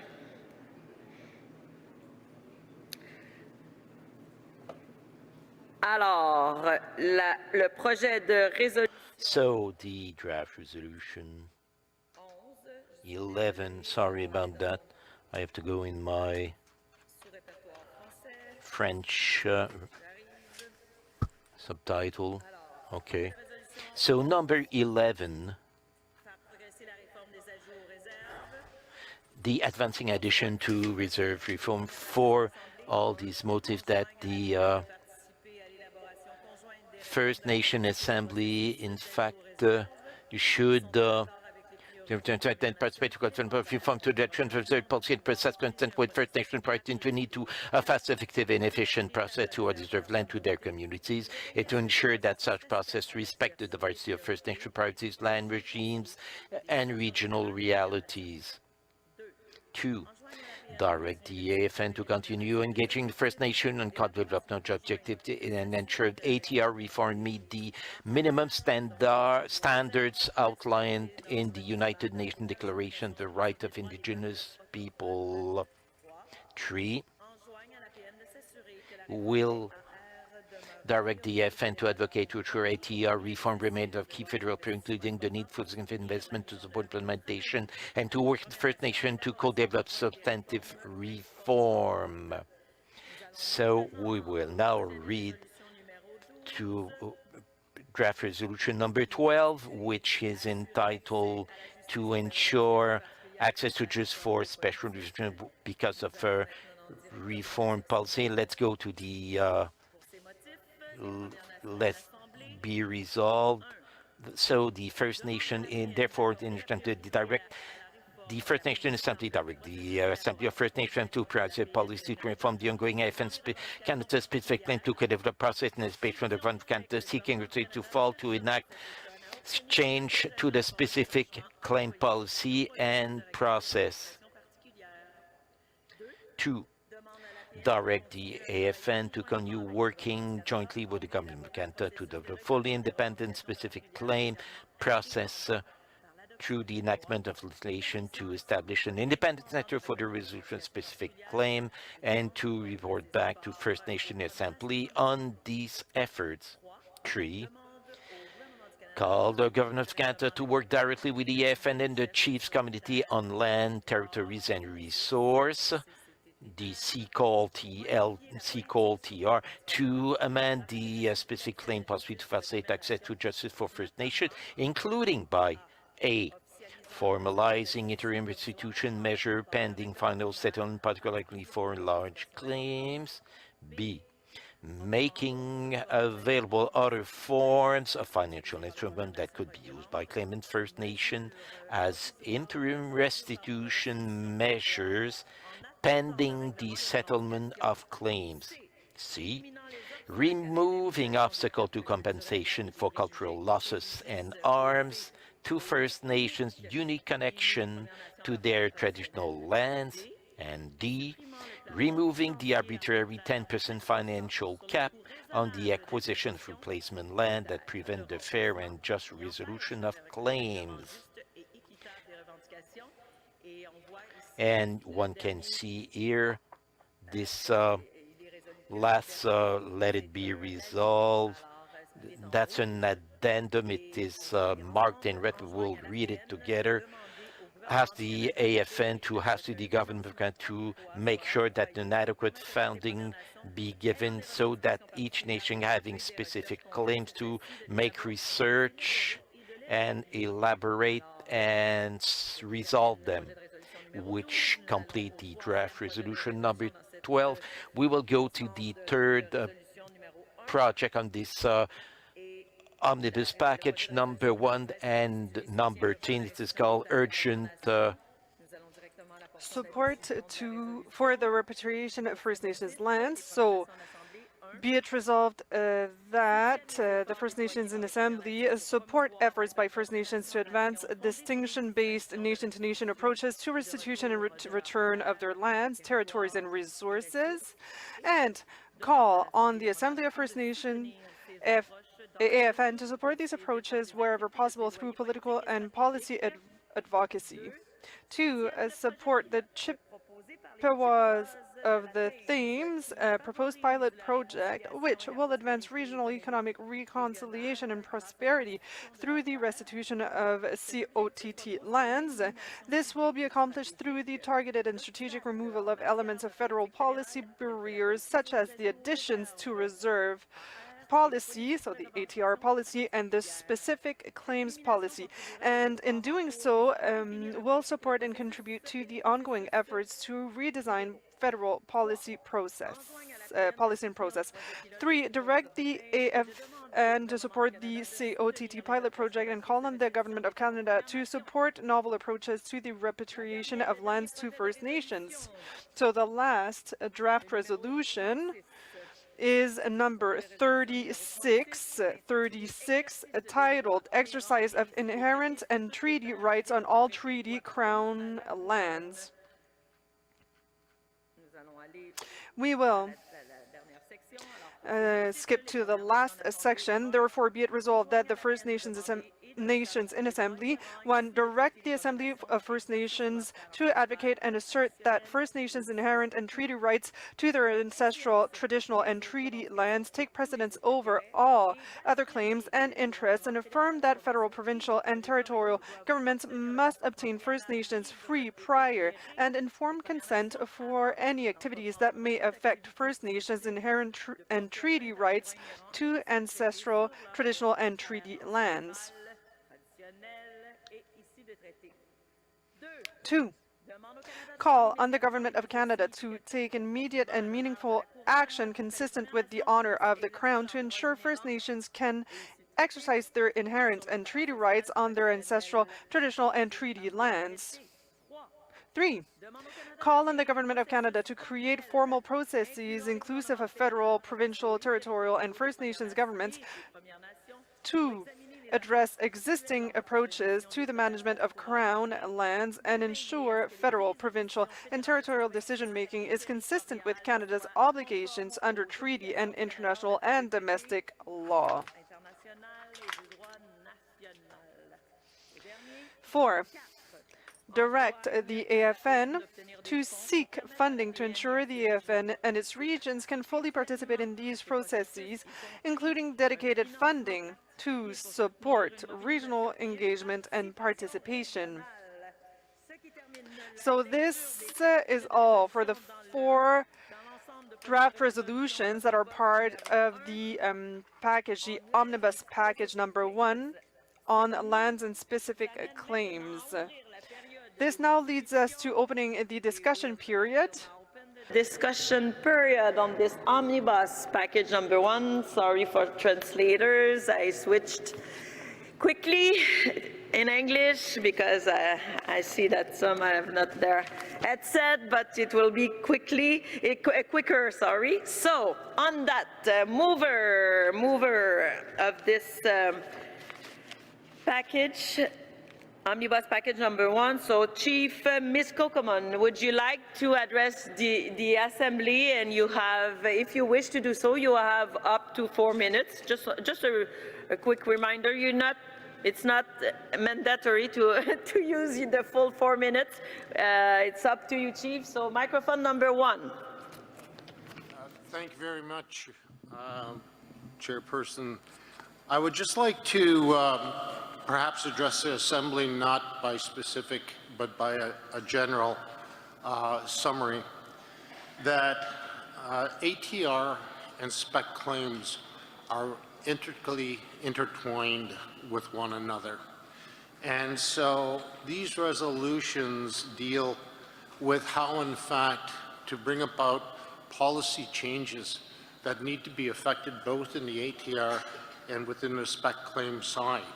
Things that haven't been discussed before. As our panel had brought to the attention of the Assembly, there needs to be a radical reform within the ATR process and calling for a separate institution in which to take away the conflict of interest from the Government of Canada that's inherent both in spec claim and with the additions to reserve, because the government sees it as a risk management exercise, and they're attempting in many ways to mitigate and limit the amount of exposure that they may have. And so there's a number of processes that are required within those policies that are needless. They're time-consuming, they're expensive, and it just drags the process out farther and farther. And the ones that are being punished for it, of course, are the First Nations. Within the spec claim, there are things that they do in some parts of the country and not in others.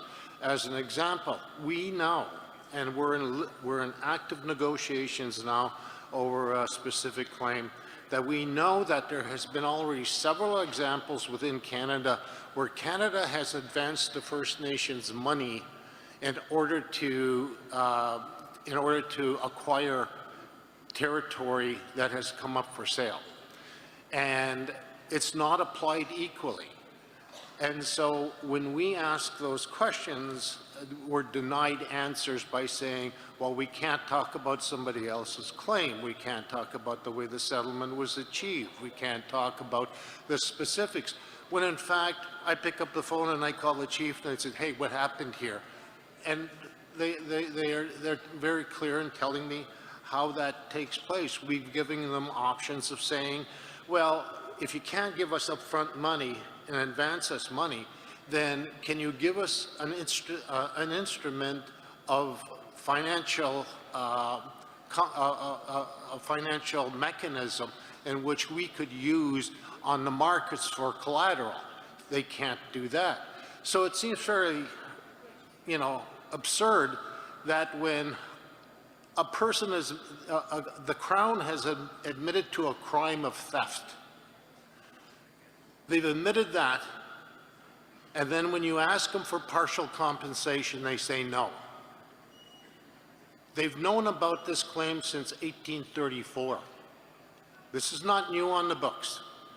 So when we ask for simple things like, you want us to participate in the economy of Canada, of course they do. Well, when we get to that point, can you advance this money in order for us to do that? The answer is no. I see I'm almost running out of time, so I'll turn it back to you, Chair. Miigwech, Chief.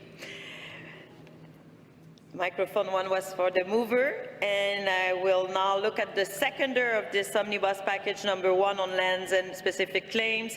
Chief Dalton Silver, would you like to address the Assembly at this moment? Microphone number 2, please. Thank you, Madam Chair. Thank you, Chief Muskokomin. This, I think, is very important to a lot of us, but there have been other instances that have been brought to my attention as well, and other things that have happened where land has been lost. And I think in these situations, when we're talking about specific claims, it's lands that were wrongfully taken away from the original reserves that were allotted to us. And even in that process, we don't forget the comprehensive claim, which others have expressed quite clearly here, that the land does belong to us. The assumption of title by the newcomers is something that is another issue that needs to be addressed. But I know there are instances in British Columbia and in some other places where our relatives upriver from myself have lost some lands through landslides, through floods, the floods that happened just over 2 years ago in our territories, and they're looking at getting land returned to them from the government. And I'm not sure, I think that's a situation on its own, not part of the ATR process or specific claims, but I think, comprehensively, that's something I think we need to support as well, is the land back and the replacement of land that's been lost to nature itself. Thank you. Miigwech, Chief. This was the seconder of this omnibus package number 1 on lands and specific claims, and we will now go to chiefs and proxies that wish to speak on that matter. Please mention, if you can please mention the draft resolution you're referring to. If you have an amendment, if you could please state it clearly. And we will go to microphone 1 and we alternate the usual. Thank you. Microphone number 1, please. Hi, Chief Kelsey Jack from Cold Lake First Nations. I just want to comment on the specific claims. Maybe we should have a whole week talking about resolutions. I got called out. Chief should be here. But a lot of important events happen in my nation. But confidentiality is always a problem. Why can't we talk as nations together? Why do we have to be so secretive? And why can't it not be used for loss and use and past harms? Removing any requirement for indemnification and final release.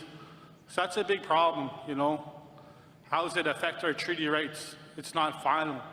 It's our land. We didn't give up anything. No, we didn't cede or surrender. There's nothing in our language. We agreed on share. They talk about reconciliation. What about reconciliation? Masi. Miigwech, Chief. Microphone number 2, please. Grand Chief, Host Nation. Sego, Grand Chief Cody Daibo for Nawalge. So I'll go to Resolution 11 first, because I have for 12 and 36 as well. So for number 11, it's just for number 1, we feel that it's too broad, the mandate's too large for the AFN, that it should establish a process or a procedure for the rights holders to directly guide the policy reforms or sit at the tables and not give it solely up to the AFN. So. Thank you, Chief. We will deal with one amendment at a time. Okay. And on that, I'm just going to look at my my best friend here.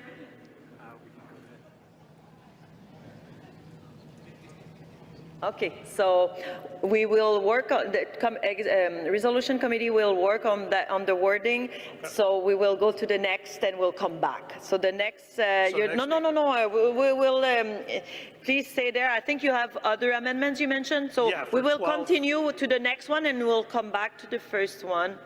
But I understand that it is in another draft resolution. Yeah. So. Okay, that's correct. Okay then, so jumping to resolution 12, it was point 2. So we wanted to add in point 2, so right after it says direct the AFN to continue working jointly with the Government of Canada, what we want to add is add through engagement with First Nations, and then it can continue it to develop and so on. So simply to add and through engagement with First Nations. Thank you very much. The usual, we will put the draft resolution 12 up on the screen.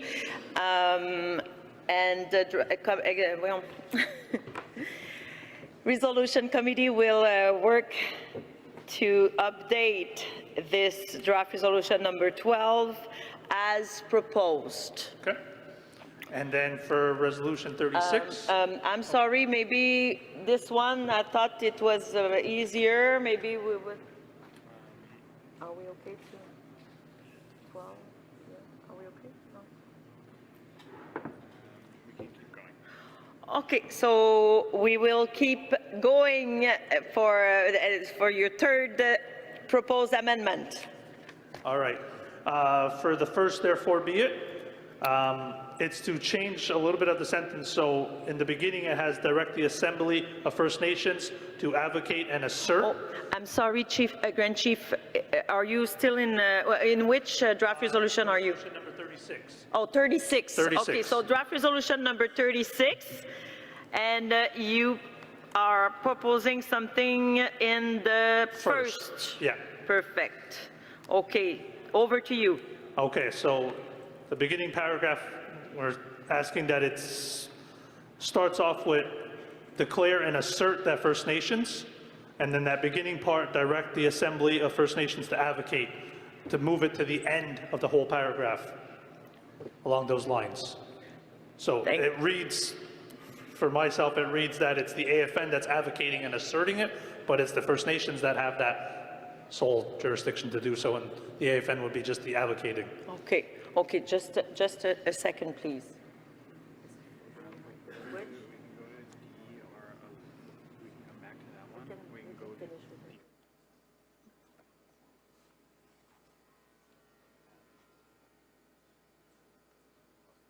Thank you. Grand Chief, did you communicate all your proposed amendments? Yes. Yes? Okay. So we will, please stay there because we need to make sure that we captured your language correctly. So we will now go back to draft resolution number 12.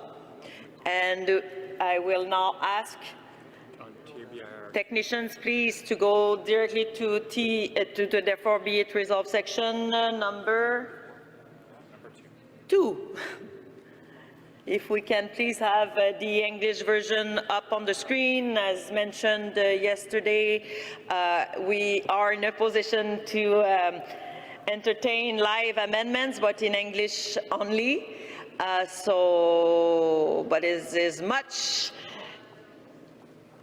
better than before. We were not in a position to do so at all before. So. Are we in the draft resolution number 12 at this moment? Okay, thank you. And okay, so we have the proposed amendment there. So number 2, we can see here that it is mentioned direct the AFN to continue working jointly with the Government of Canada and through engagement to develop a fully independent specific claims process through the enactment of legislation. Oh, sorry, it was not, the proposed amendment was still in progress. So is it completed now? Okay. So I will repeat it and correct what I said.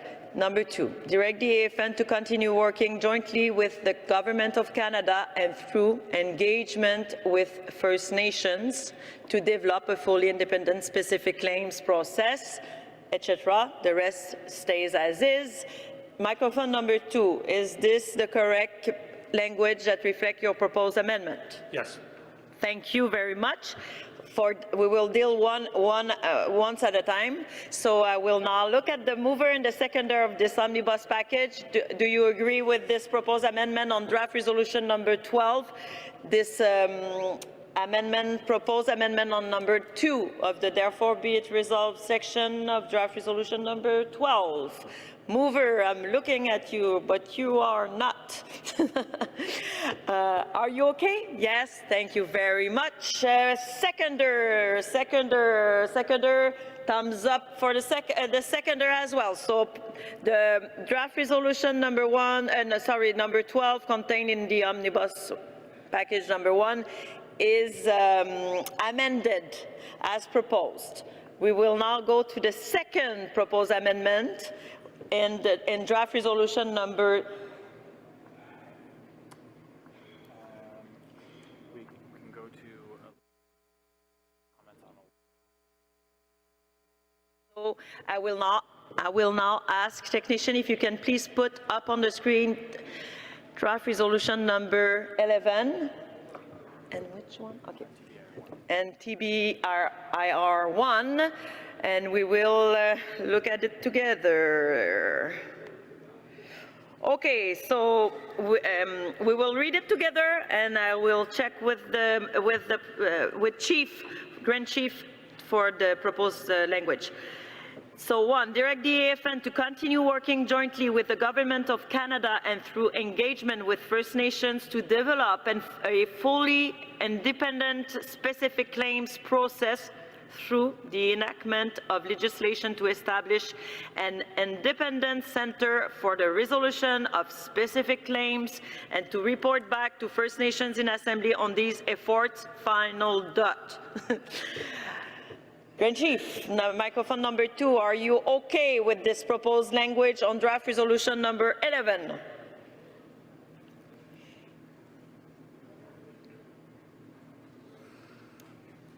Looking like it's a possibility. Final answer. Okay, yeah, go ahead and try. Yeah, we'll go to 36 after.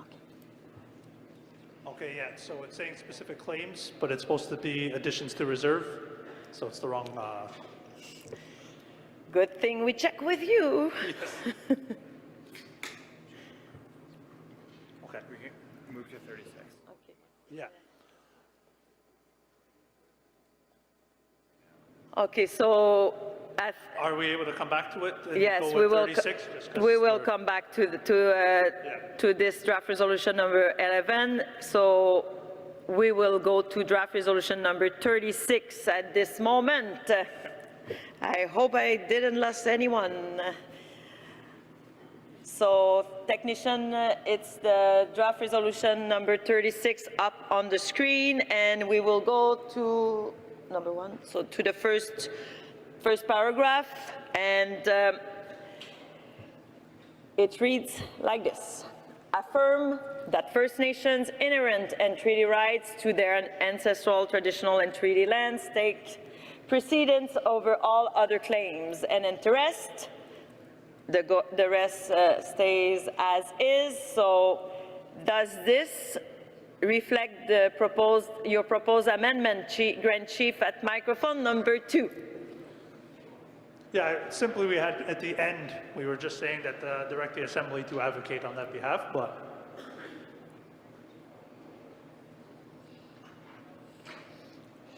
I think that could be, Pardon me? yeah, I think it's fine. It's fine? Mover of this omnibus package number 1, are you okay with this proposed amendment to draft resolution number 36? Yes, thumbs up. Seconder, thumbs up. Thank you very much. So draft resolution number 36 has been amended as just read. And now we will go back to draft resolution number. We can read the next one.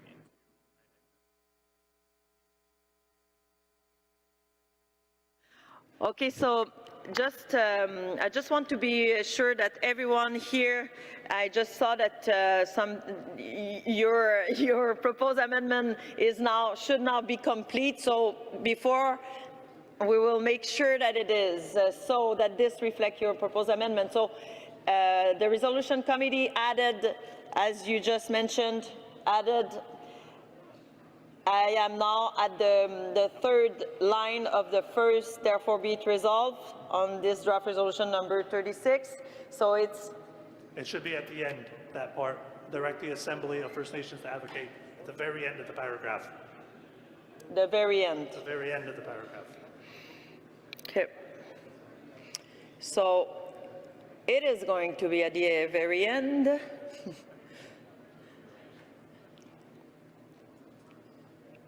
So at the end of this first, therefore be it resolved paragraph, it will read like this: and direct the AFN, the Assembly of First Nations, to advocate in this regard.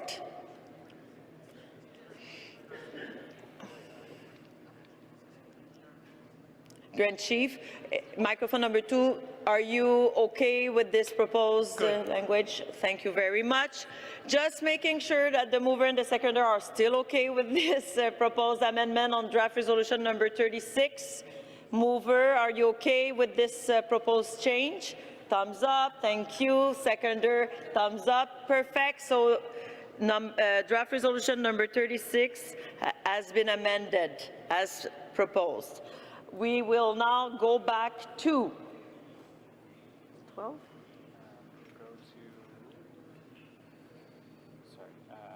Back to 11. We will now go back to draft resolution number 11. If we can put it up on the screen. Sure.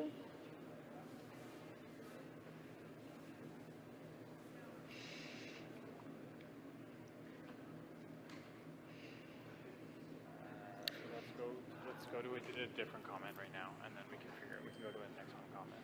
Oh, I would prefer, yeah. We don't have the other. Okay, so this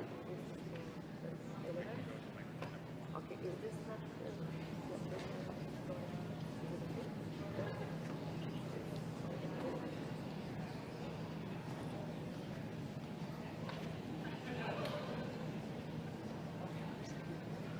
okay, so draft, this is 11?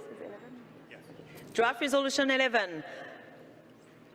Your proposed amendment has been captured like that. So, number 1, direct the AFN to participate in the co-development of reforms to the additions to reserve, ATR, policy and process, and establish a process and procedure for the rights holders to directly guide policy reform consistent with First Nations priorities and the need for a fast, effective, and efficient process.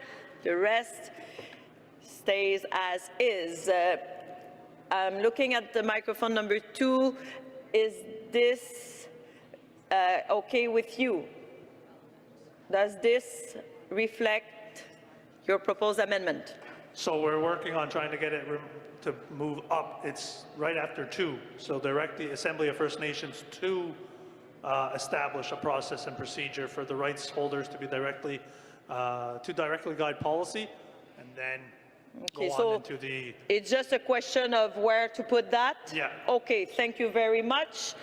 Mover, are you okay with that proposed amendment?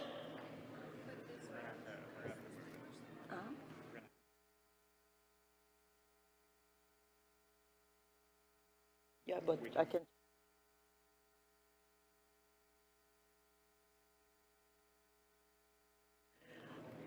And check, yes, seconder, thank you very much. We are going to move it up as mentioned, but it has been approved. So those two, we will keep it there up on the screen until the proposed amendment is correctly integrated. But we will go to our microphone number 1 and thank you. Over to you. Regina Crowchild. I never give up on my treaty, even though people think Canada is supreme to us. My question is, you know, I don't have a problem with, we know we need a new specific claims process. I'm aware of that, and I agree with it. What I want to remind the people here is, see, in the current one, Canada put some of the promises of our treaty into the specific claims, cow and plows. And when you get those cows and plows, which they have never paid for, they put in a clause that now we are allowing Canada to discontinue that promise of treaty. That is totally wrong, because our treaties are here for as long as the sun shines, the grass grows, and the rivers flow. And then when our people are so vulnerable, they need the money, they dangle this money. Oh, you can have this money, but you gotta let us not continue this promise under treaty. I wanted to raise that, and I don't know if it's something in there where Canada is not allowed to put the promises of the Imperial Crown on our treaties into their legislation, into their specific claims process. I don't know if I'm asking that question, but it's important to us. And the other thing I want to ask is, where's the National Chief? Should she be here listening to the dialogue?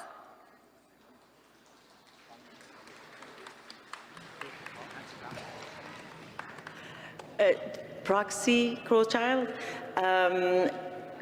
so I understand it's not an official proposed amendment. You're just asking them the question. Is it appropriate to put it in there? Because, and this morning, you know, it really, I know we need a new specific claims process that Canada doesn't control. They're their judge and jury. That's got to get out of it. That's got to be stopped. But do we put that in there? That Canada is not allowed to put in the promises of treaty in exchange, that we're getting in exchange for her people, her citizens, to live on our territories. It's a treaty right. It's a treaty right. And why are they putting it into the specific claims process and to end their obligation that they were given the obligation to provide for those necessary funds? And that's why we get monies from Canada, because those are promises of treaty. And, you know, I don't know. I'm asking that question. So Canada unilaterally put it in there. We didn't ask for it. Proxy Crowchild, so are you proposing to add a whereas, like Canada, something like Canada needs to respect the spirit and intent of treaties and the processes? And not... Microphone number 1. And not to, I don't know, who are all the... not to stop the promises of treaty that were made by the Imperial Crown. So what I'm going... something like... Thank you very much. I can tell you in Blackfoot, and but I don't know if you'll understand me. Yes, so I will ask the resolution committee to go and see you to work on language, on proposed language on that.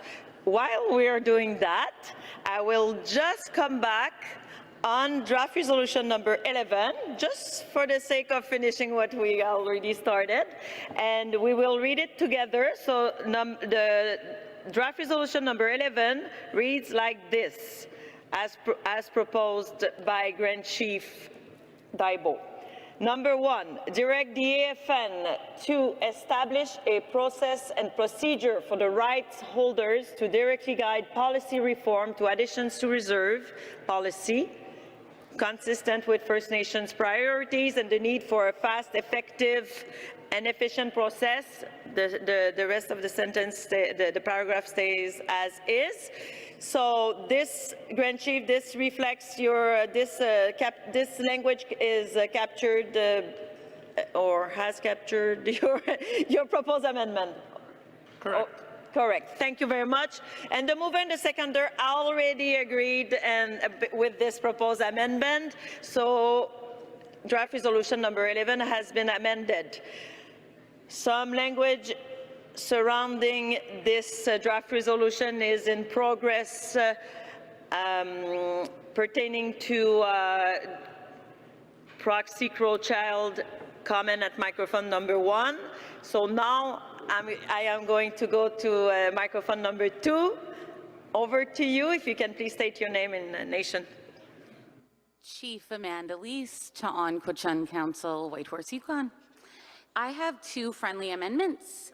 One is for Resolution 12 to add including modern treaties and self-government agreements at the end of the first, therefore be it resolved. I believe the Resolutions Committee already has it, the wording. Thank you very much, Chief. I will wait for our great team of Resolution Committee to see if they captured your proposed amendment. It's what the amendment is?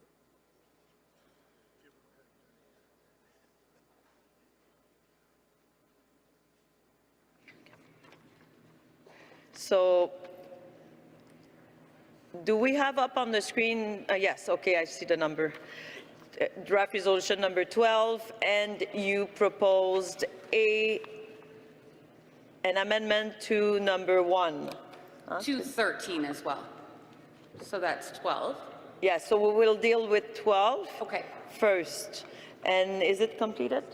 Okay, so number 1, direct the AFN to prioritize policy reform as part of the ongoing AFN Canada specific claims code development process in anticipation of Canada seeking authority this fall to enact changes to the specific claims policy and process, including modern treaties and self-government agreements. Does this capture your proposed language amendment? Sorry. Over to you, microphone number 2. Yes, it does. Thank you very much. So we are still at the draft resolution number 12. I'm looking at the mover. He's okay with this proposed amendment. I'm looking at the seconder to see if the seconder is okay with this proposed amendment. Are you still there? Where's the seconder? Oh, you move too fast. Thank you very much. So draft resolution number 12 has been once again amended as proposed. We will continue at microphone number 2 with the remaining of your time, and you have another proposed amendment. Over to you. Shoni Thunge, the mover and seconder on that one. And so amendment number 13 is incredibly similar. And I just want the new, therefore be it resolved, that mirrors Resolution 12, direct the AFN to implement this resolution in a manner that is consistent with First Nations priorities and the diversity of First Nations regional realities, government structures, and relationships with the Crown, including modern treaties and self-government agreements. Thank you, Chief. I see that you already read your proposed amendment, and it is already up on the screen. And on that, I will look at the mover and the seconder. They are together at this time, and I will look at them to see if they are okay with this proposed amendment. On the draft resolution 13, yes? Perfect, thank you so much. So draft resolution number 13 has been amended as proposed. Thank you very much. On that, I want to note something. I want to note that it's very appreciated that the proposed amendment was presented to the resolution committee before it hits the floor, because it makes this process easier, and it does reflect our rules of procedure. So I encourage you and invite you to please go and talk with the resolution committee prior coming to the microphone. It's really a better use of our time. So thank you very much. On that, I will go to microphone number 1. Sorry, Madam Moselle. I just want to comment, make a friendly amendment to resolution number 13. Make it number 4, direct the AFN to work with the Government of Canada to identify, implement alternative approaches to indemnification and finality and settlement agreements. Oh, thank you, Chief. Just a second, please.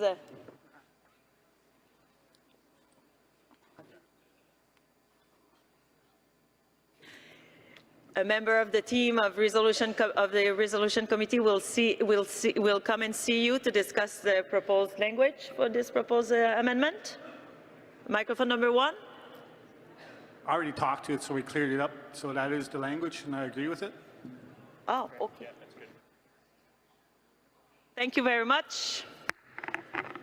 So I'm sorry, I cannot read because there's a timer on the screen, so I cannot read it. I am going to go on my computer. I will read it. So, draft resolution number 13, paragraph number 5 of the decision portion of the draft resolution. So 5, direct the AFN to work with the Government of Canada to identify and implement alternative approaches to indemnification and finality, so to indemnification and finality in settlement agreements. Thank you very much. And the proposed, this is the correct language for the proposed amendment. I am now looking at the mover and the seconder. They both agree with this proposed amendment on draft resolution 13. Thank you very much.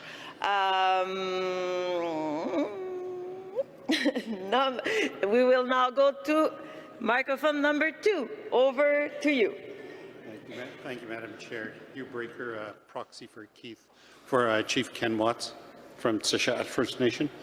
You'll be delighted to know, Madam Chair, I have amendments as well. The first one is, they're all in respect of motion 12.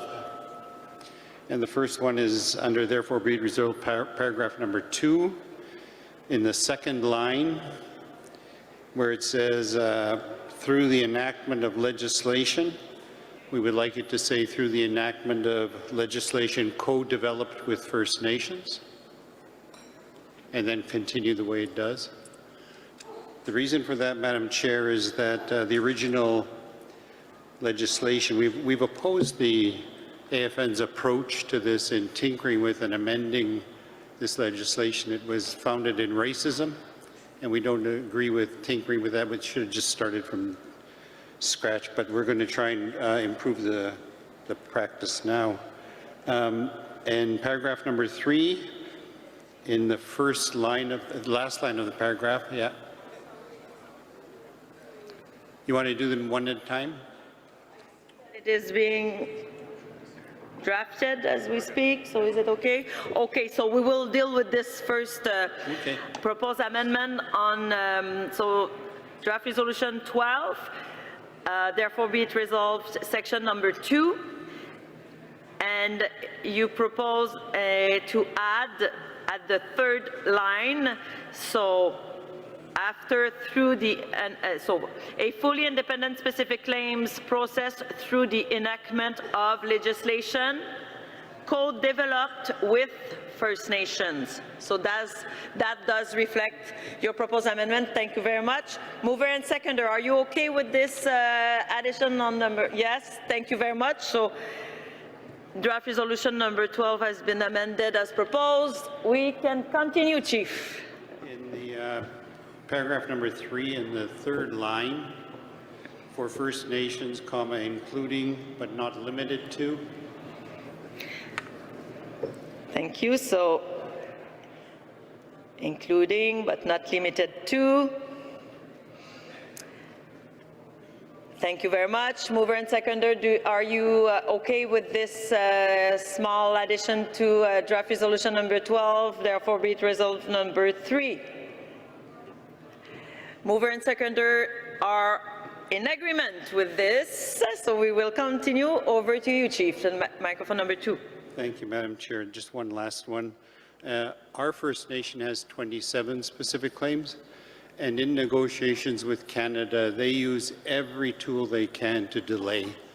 Oh, there's been a change in the policies, there's been a change in, there's a new court case, and then they put us off for months. So I'm going to try to deal with that in a way a little bit.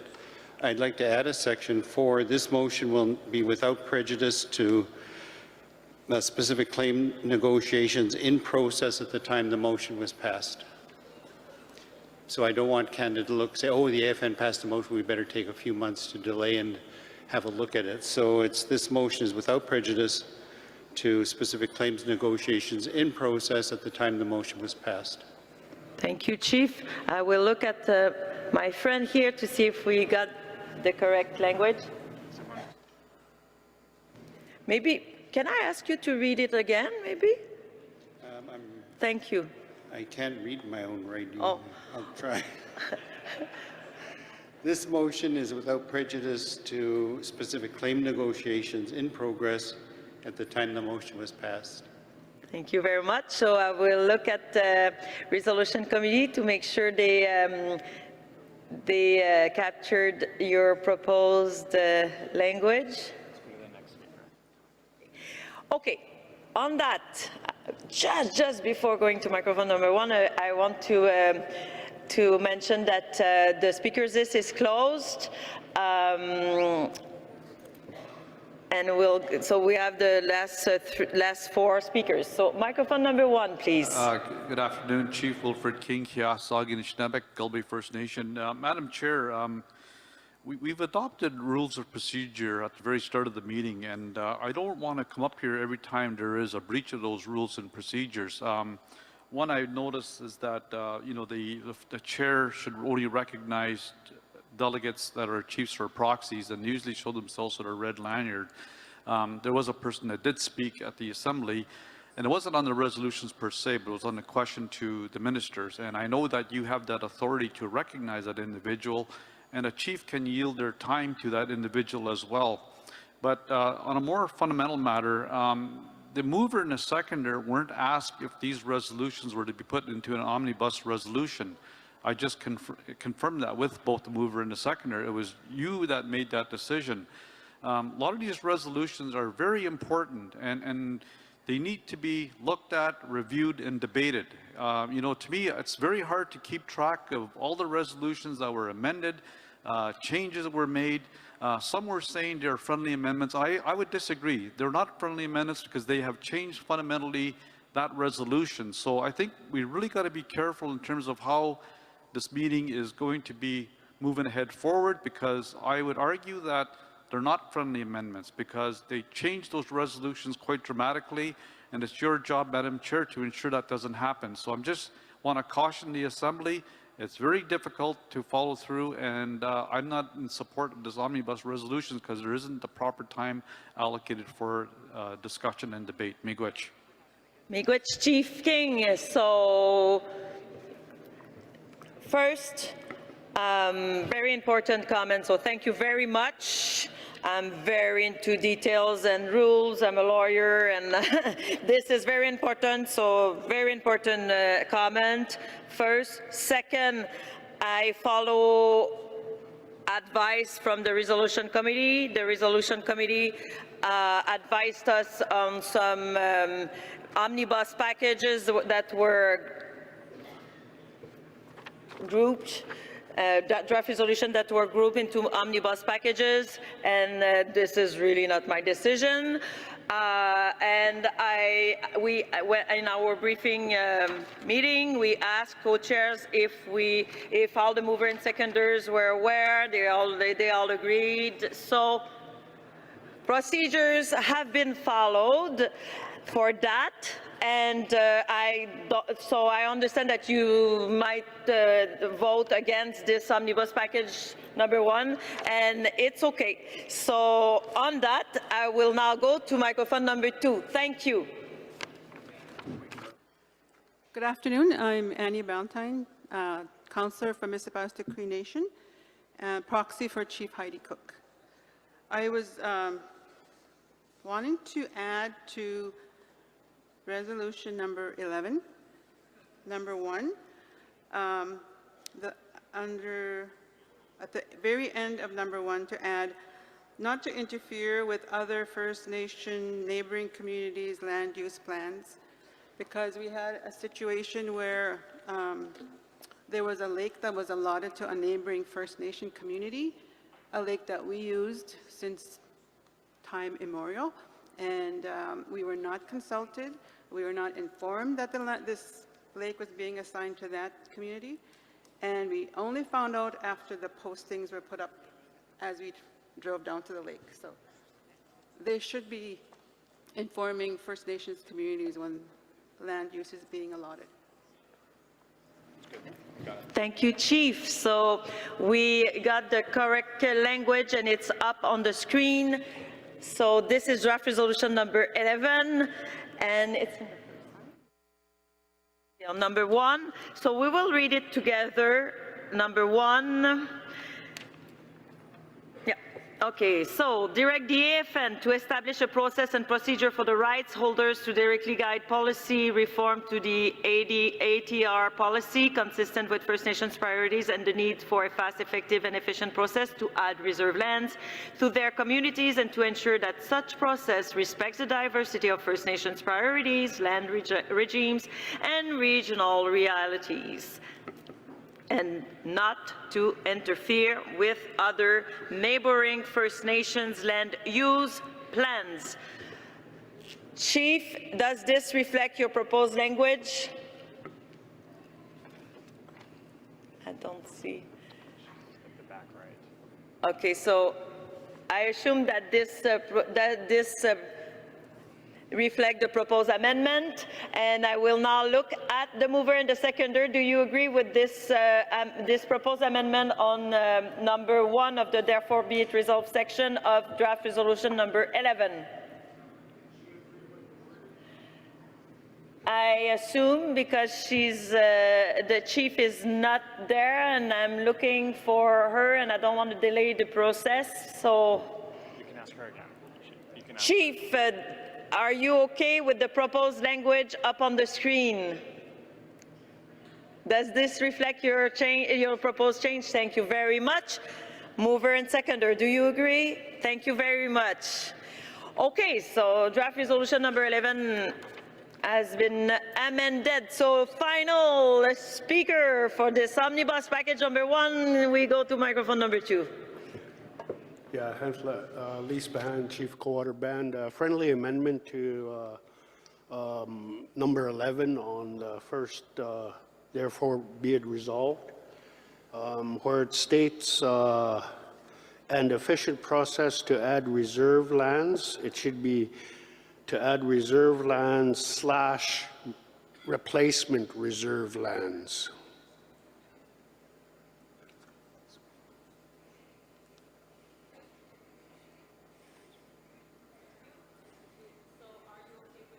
Yes. Thank you very much, Chief. I will now look at the mover and the seconder, and they do agree with your proposed change. Thank you so much.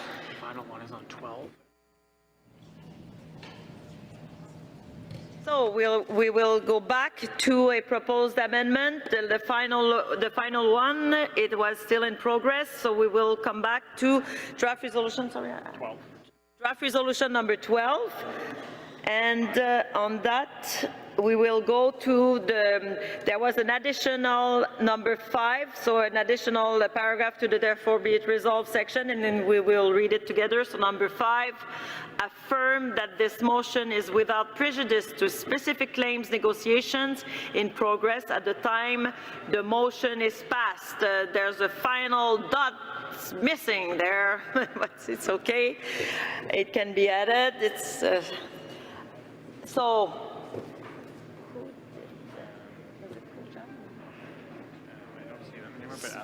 So I need to check with the chief that proposed this. He's good. He's good with it. Where? He's good with it. Okay, thank you so much. So we just got the confirmation that the chief that proposed this amendment is okay with the wording, and I now look at the mover and the seconder. Do you agree with this proposed amendment? So an additional, therefore, a paragraph to the therefore be it resolved section to draft resolution number 12. Yes, so no more thumbs up this time. So thank you, mover, seconder, where is the seconder of this omnibus package? Are you okay with this proposed additional paragraph to draft resolution number 12? The paragraph number 5, the last one is added as proposed. Thank you very much. So the mover and the seconder do agree with this proposed amendment to draft resolution number 12.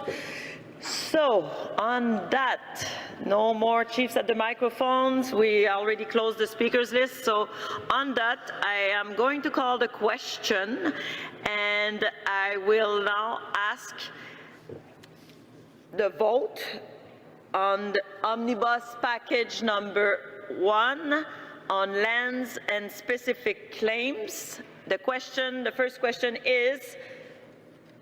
is there any opposition to this omnibus package number 1? Any opposition in the room? If there's an opposition, please raise up your red lanyard so I can see it. And on that, I am going to ask for help, maybe, because it's difficult to see. Thank you. 1, no, 2. Okay, so 2 oppositions. We will continue the process because we're in the voting. So abstention, any abstention to be noted on this omnibus package number 1 on lands and specific claims? Any abstention in the room?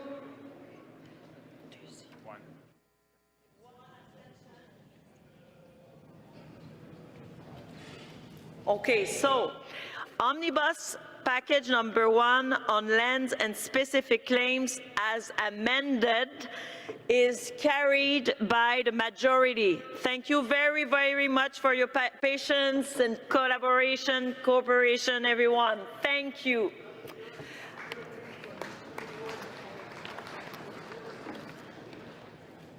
Microphone number 1, please. A point of order, so I'm going to take it right now. Yes. Chief Wilfred King, Gilbay First Nation. I'd like my name recorded opposing the resolution, and it's not so much on the content, but just the process. And perfect. I have a right to have my name recorded for the record. Noted, Chief King. So on that, we will now turn the floor over to my colleague Cedric for justice.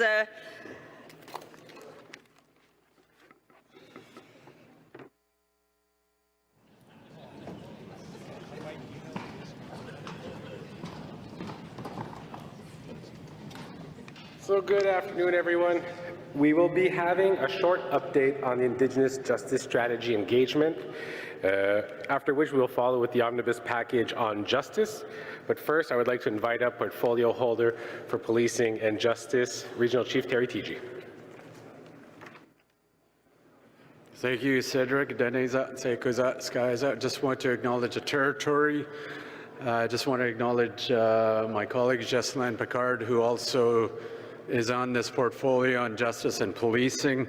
Very quickly, in light of the United Nations Declaration Act, one of the things that we're implementing is an Indigenous justice strategy.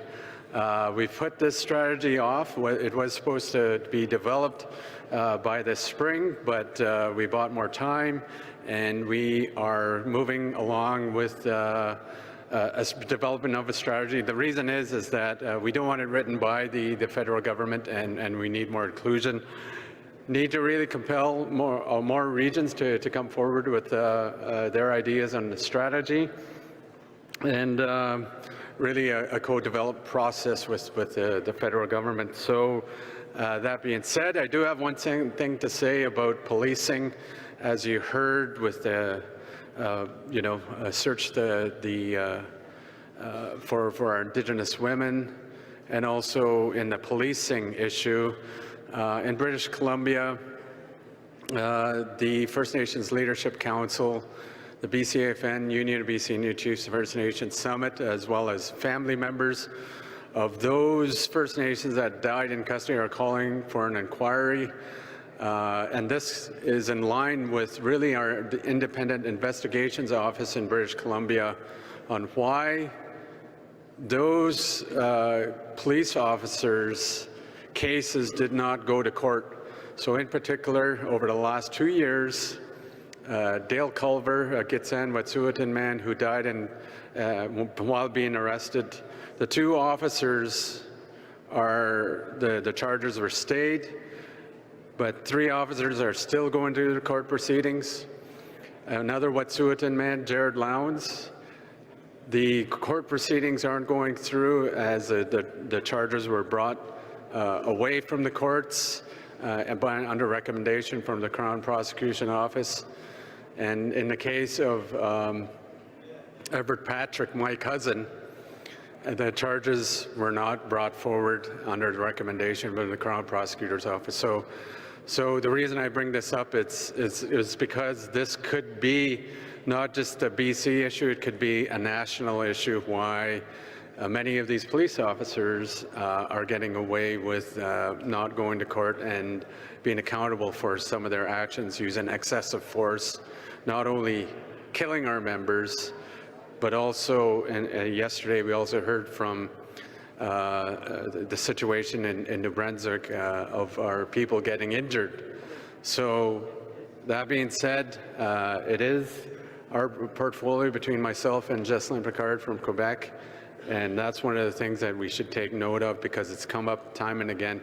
So that being said, I pass the floor on to Corey Wilson. Thank you.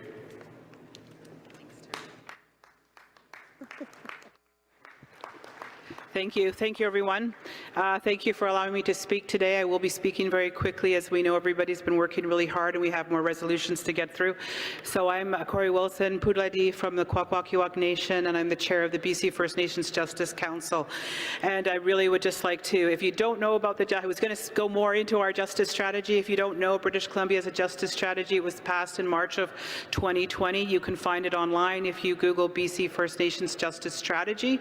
Please have a look at it. It is 25 strategies, 43 lines of action.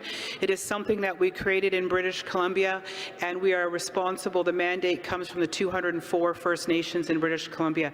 So part of that gives me hope for the National Indigenous Justice Strategy, because we know that in British Columbia, which is one of the most geographically, politically, socially, linguistically diverse provinces in this country, if we can figure out a way to do it, we know that all of us together can figure out a way to do it. Our justice strategy also is not simply an exercise in administration. It is really a testament to self-determination. You know the statistics. We have heard the stories that people shared with us today around policing and the horrible stories we heard yesterday, murdered and missing Indigenous women and girls, all of these things. We know the challenges that our people face, and we know that we have to do something about it. So our justice strategy is a testament to doing something different and to trying to change that system. We're following a 2-track process process, one of which is amending the criminal justice system and making true, lasting systemic change. Track 2 is the one that's probably the most exciting for me anyways, is making sure that we revitalize Indigenous ways of knowing and being in terms of our laws and our systems of legal disputes.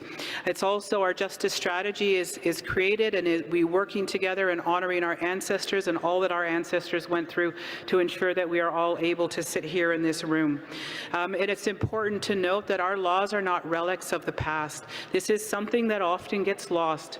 We know that prior to contact, prior to the arrival of the others in this land that is now called Canada, we governed our nations in very sophisticated, complex, merit-based, just ways. We have those systems. We governed very differently. Again, the diversity not only within British Columbia, but the diversity across this country.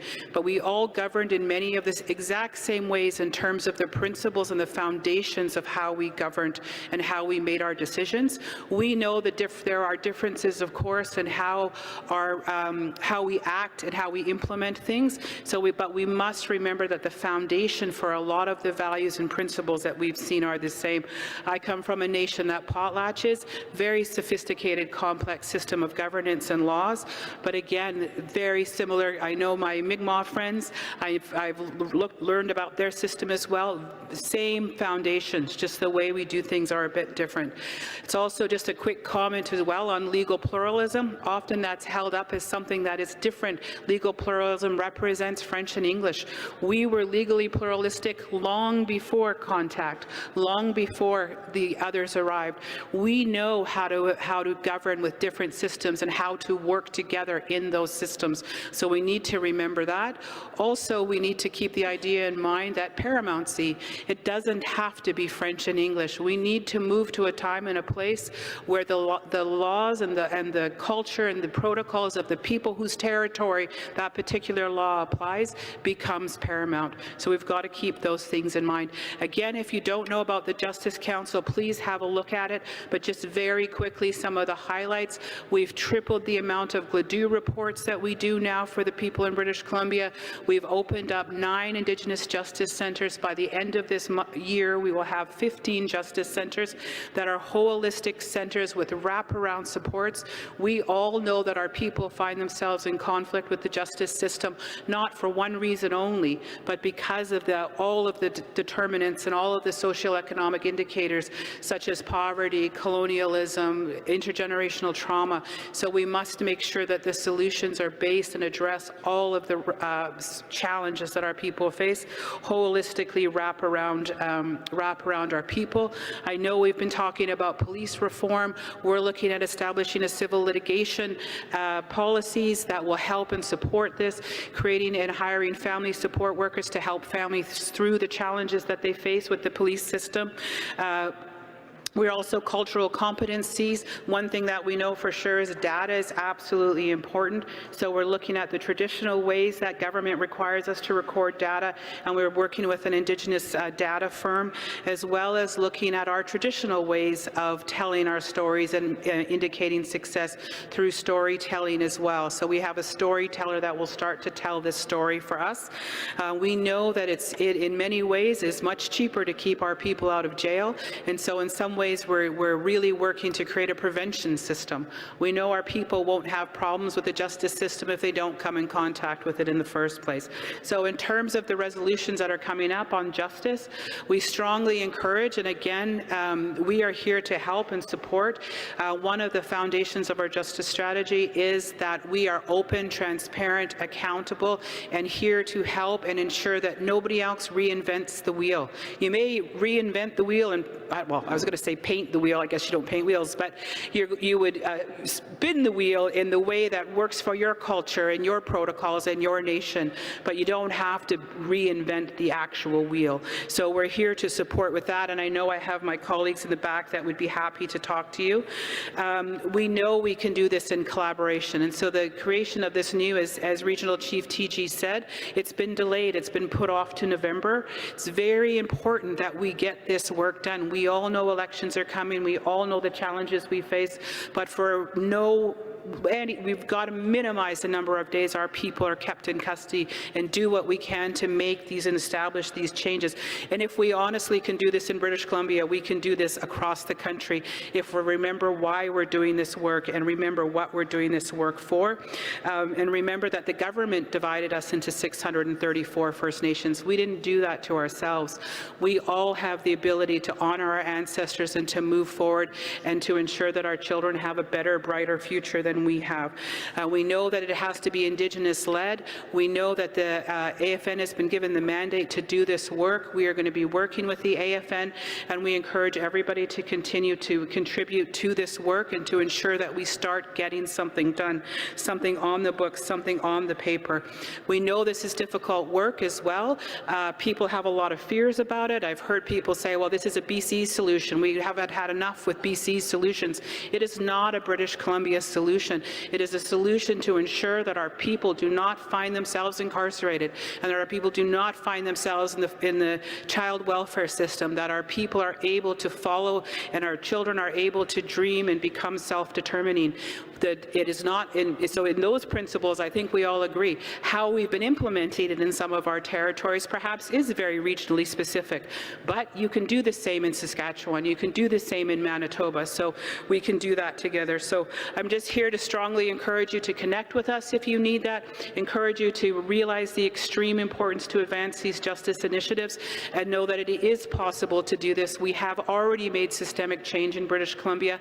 It is not easy, it has not been easy, it's not going to continue to be easy, but again, with open, honesty, bold and courageous conversations, we've been able to make these differences. So Gila Kasla and I really look forward to seeing the work that we can do in this area, and I know we can change the future for the next generations and for all of our children. Gila Kasla.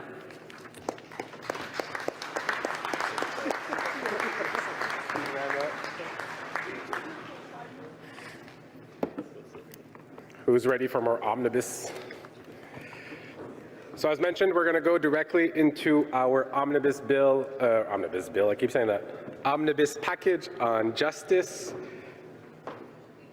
We have 5 different resolutions to be included in this package. We have draft resolution 40, call for co-developed decarceration strategy and full implementation of the correctional investigator's recommendation. We have DR 41, call for renewed support of the co-development and implementation of the Indigenous Justice Strategy. We have DR 43, call for prosecution and enforcement of First Nations laws on reserve. DR 44, call for international collaboration on MMIWG 2S+ and rescinding support for Leonard Peltier. And finally, we have DR 45, call for acceleration of MMIWG 2S+ National Action Plan and calls for justice implementation. So I'll give a chance to our technical team to get ready for that. As I look for our mover, we had Chief Roderick Gould, who I see at microphone number 2, and seconded by Chief Joanne Miles. Chief Miles is with us too. Chief Gould from Abraham First Nation and Chief Miles from Flat Bay Band. So to introduce the topic and the first, or the omnibus bill on justice, I would go to microphone number 2, Chief Gould. Microphone 2, please. Draft resolution 41, was that included in that? I'm sorry, I wasn't paying attention. We include 40, 41, 43, 44, and 45. Okay, well, my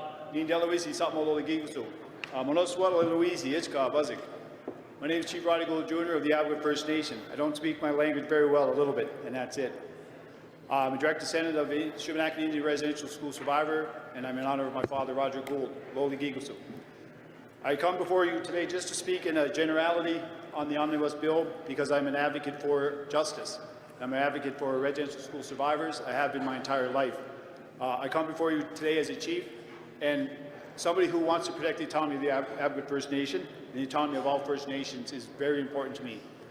This collective idea of us being able to come together and have things done, I'm very proud and I'd like to thank the chair and the executive for putting together a professional thing in which the youth can come to these gatherings now and be proud of what we're doing as a people. Be proud of the Chiefs in Assembly, because this is what it's about. I want to thank and applaud the Chiefs in Assembly for representing our people in a good way. Lalio. On the omnibus bill, what I'd like to do is present an idea that there are friendly amendments to this, and I would like to push back on some of the semantics. I do agree that it's important, that wording is very problematic. And I'm going to revert to yesterday. I brought with me some sweetgrass because this is my ceremony that puts me in a good place. We've all come from bad places. We all have bad stories. I have bad histories with my father, as he is a residential school survivor, and I have the legacy inside my heart is what I've had to deal with. So have all of our people. But when the Minister of Public Safety in this country stands on that table and he talks down to me, and I'm sitting over there and I can't get to the microphone to speak on behalf of our people, I have a problem with that. So today, instead, I got some sweetgrass for myself to put myself in a good place. There are smarter people in this room than I.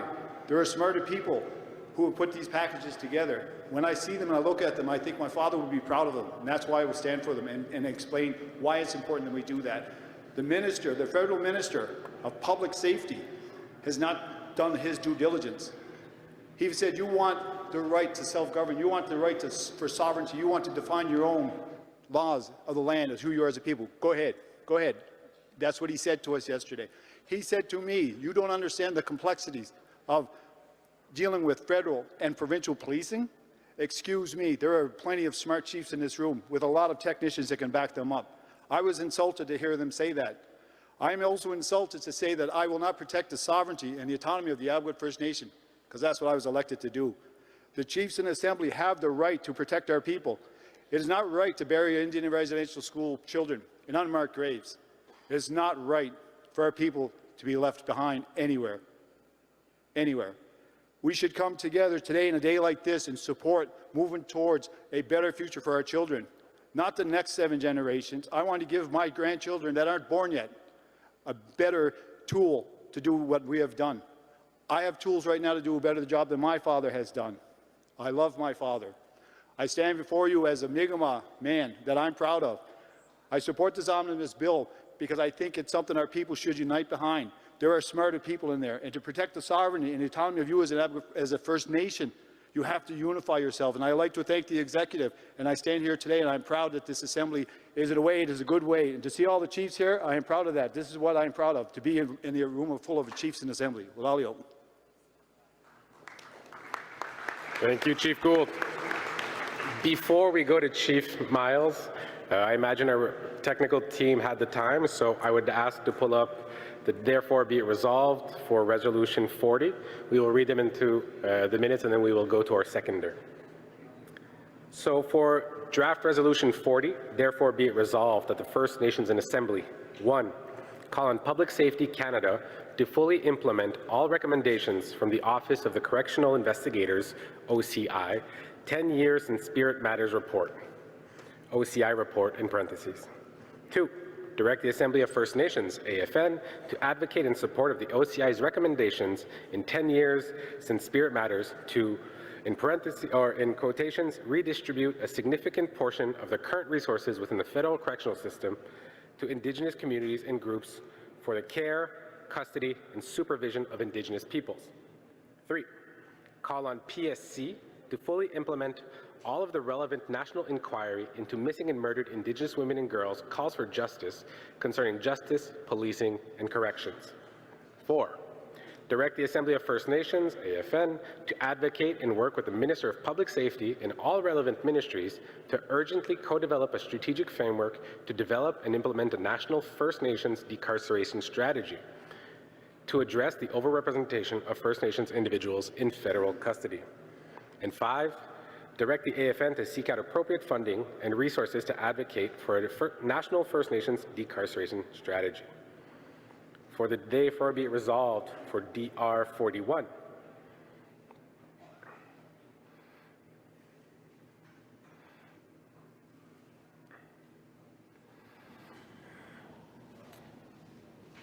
TBIR 1. Direct the Assembly of First Nations, AFN, to continue working with Justice Canada and the Minister of Justice and Attorney General of Canada in the co-development and implementation of a national First Nations justice strategy that will be incorporated into a broader Indigenous justice strategy. 2, direct the AFN to draw from the report AFN recommendations for a First Nations justice strategy to guide the co-development of a national First Nations justice strategy, which will include A, regional and demographic considerations that recognize the diversity and unique situation for all First Nations in Canada. B, reform of the current criminal justice system aimed at helping to reduce or slow down the negative impacts of the justice system until revitalization work is established. C, revitalization of First Nations traditional laws, creation of First Nations laws, support for the administration of justice, and enforcement of First Nations laws within First Nations. And D, consistency with the minimum standards in the UN Declaration and legal commitments of the Government of Canada and the UN Declaration Act. Therefore, be it resolved 3, direct the AFN to seek funding for the co-development and implementation of the National First Nations Justice Strategy, which includes supports for the Chiefs Committee on Justice and support of regional, community-based, and self-determined holistic approaches to justice that are grounded in First Nations principles, protocols, law, and traditions. If we can have draft resolution 43, the TBIR is on the screen. Thank you, Tex, you're doing an amazing job. For DR 43, therefore be it resolved that the First Nations in Assembly call upon all levels of government to work with First Nations to enforce and prosecute First Nations laws and bylaws across Canada in a way that addresses the specific needs and concerns of each community to ensure the safety and security of Indigenous communities. 2, call upon the federal government to allocate necessary funding and resources to support the enforcement and prosecution of First Nations laws, including the training and deployment of enforcement personnel within these communities. 3, direct the Assembly of First Nations to create a permanent collaborative table at the federal level to monitor and advocate for the enforcement and prosecution of First Nations laws and bylaws on reserve with representation from First Nations and all relevant government entities, including but not limited to the Department of Justice, the Public Prosecution Service of Canada, Public Safety Canada, Indigenous Services Canada, and the Ministry of the Attorney General. And 4, direct the AFN to monitor and report on the progress of these initiatives, ensuring accountability and transparency on all levels of government. We will now move on to the therefore be it resolved of draft resolution 44. Draft resolution 44, therefore be it resolved that the First Nations in Assembly. 1, rescind previous support for the extradition of Leonard Peltier to Canada, including Assembly of First Nations Resolution 29, 1987, Return to Canada of Leonard Peltier, and Resolution 26, 1999, Justice for Leonard Peltier. 2, call on the Government of Canada to review mechanisms used for international collaboration on cases of MMIWG 2S+ that occur in the United States and to improve communication with survivors and families of those who have experienced gender-based violence while in the United States. And 3, call on the AFN's Women Council and AFN 2S LGBTQIA+ Council to establish a sub-working group focused on international collaboration to develop strategies to address MMIWG 2S+ survivors and families of those who have experienced gender-based violence while outside of Canada. And the final resolution in this package, DR 45. DR 45, therefore be it resolved that the First Nations in Assembly call upon the Government of Canada to provide stronger leadership and act as an intervener with the provinces and territories for coordinated action and commitments to advancing the calls for justice. 2, direct the Assembly of First Nations to continue monitoring activities and implementing the calls for justice and co-draft a National First Nations Canada work plan to accelerate implementation.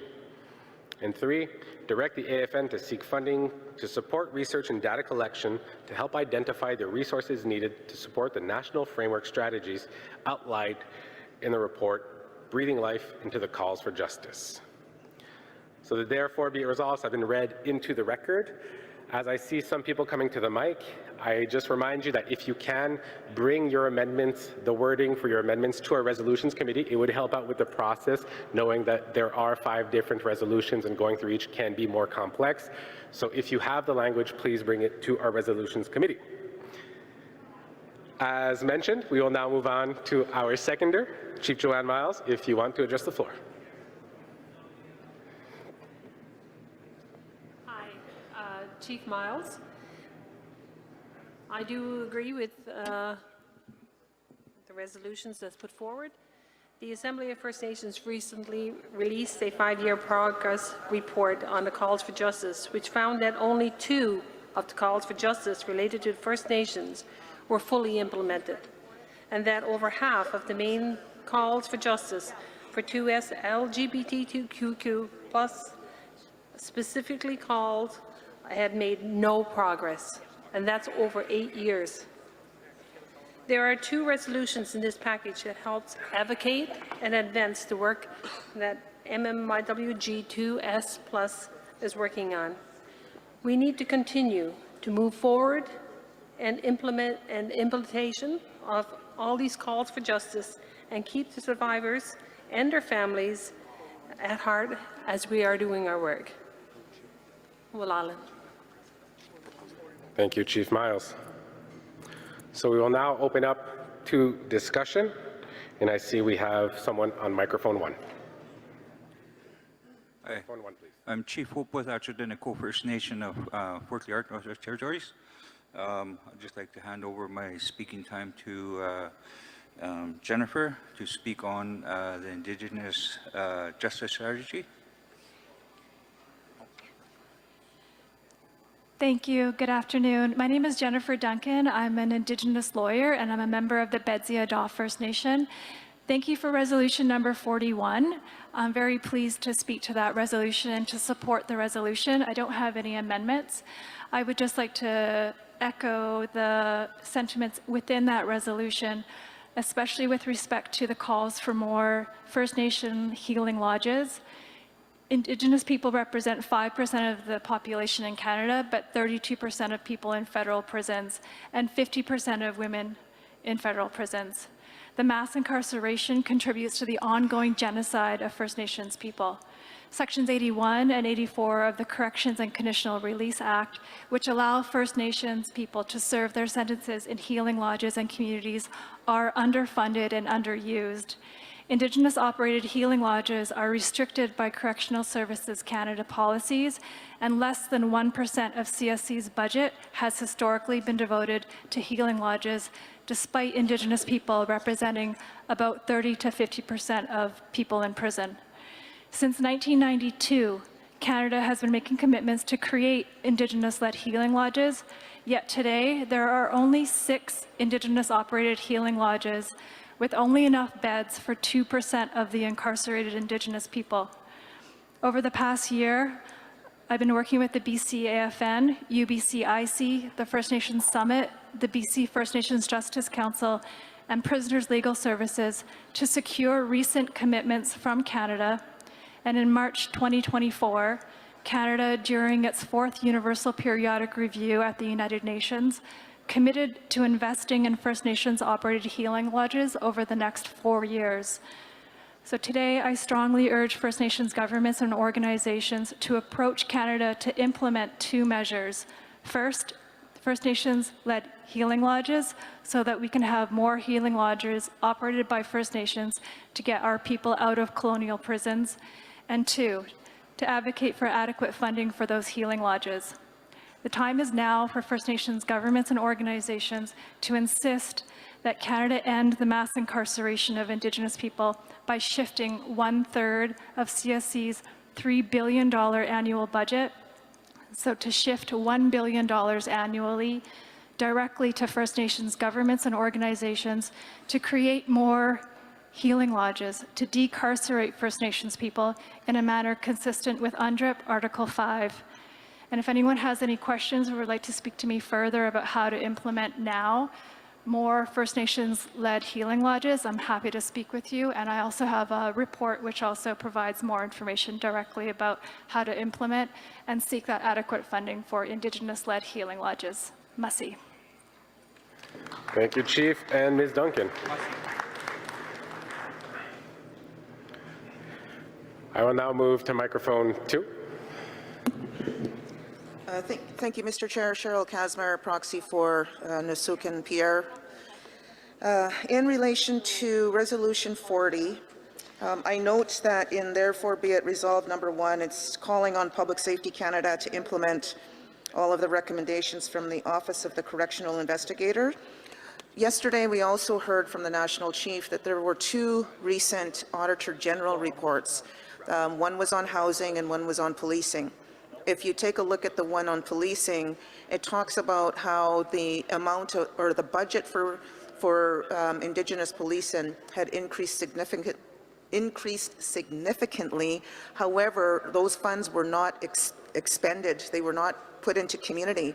So my point is that if we were able to have access to those funds, we would be able to take care of, we would be able to address policing and safety and well-being in our communities.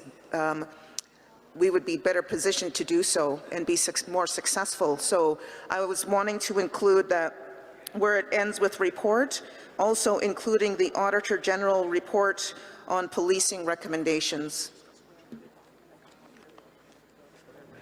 Thank you, Prox Casimir. So what I understand is at the end of therefore be it resolved 1 for draft resolution 40, you wish to add also including the auditor. Can you reword, give me the wording again? The Auditor General report on policing recommendations. Auditor General report on policing recommendations. I will look towards our resolution committee.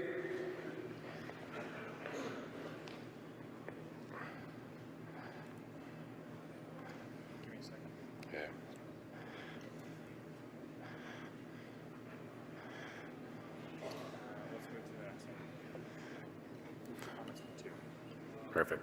So as we're getting the wording perfect with our resolutions committee, we will move to our next speaker with microphone number 2, please. So back again. In resolution 41, so there's just an addition into the whereas part, and then it's restated in the therefore. So in the whereas, it would be E. There are also First Nations who have developed their own independent and interdependent First Nations justice systems and court systems. And then in the therefore, so after 3, so a new bullet point. Number 4 would be direct the AFN to ensure that the work with the First Nations justice strategy does not adversely impact existing community-based justice systems and court systems. And it's been given to the resolution. Thank you, Chief, for those 2 amendments. I will look towards my resolution committee, and thank you for giving the wording. Resolution committee. Aaron's giving me a thumbs up. Is that good for you?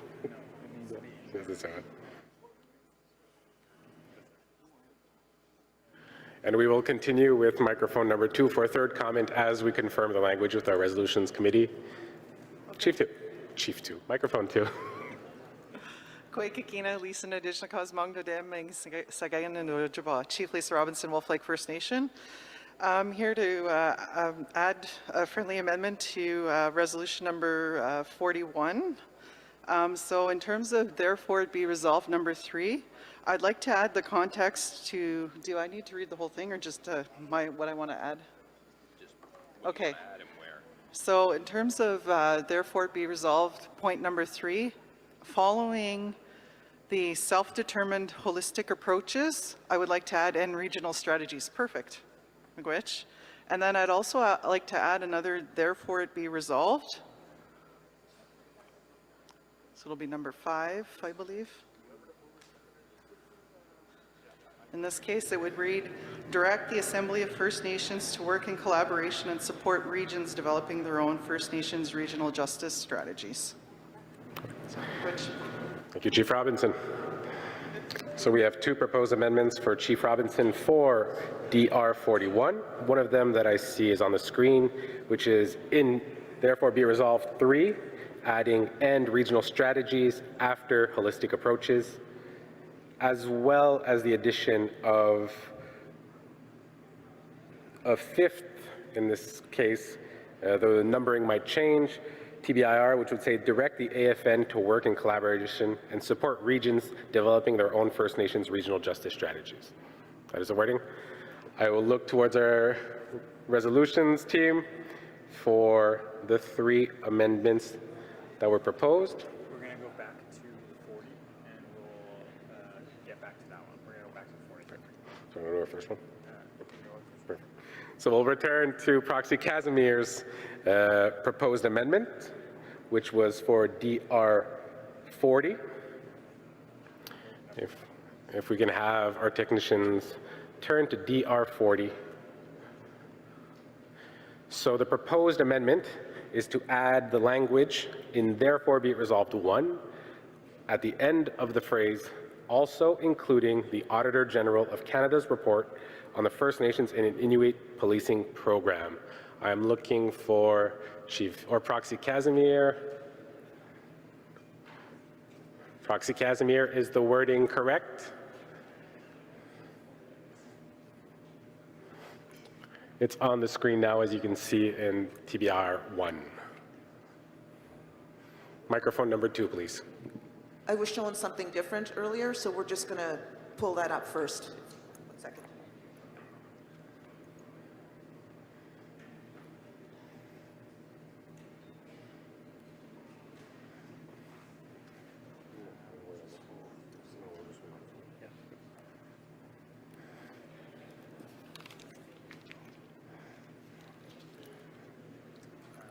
We can go to 41. Let's go back to 41 and go to 80.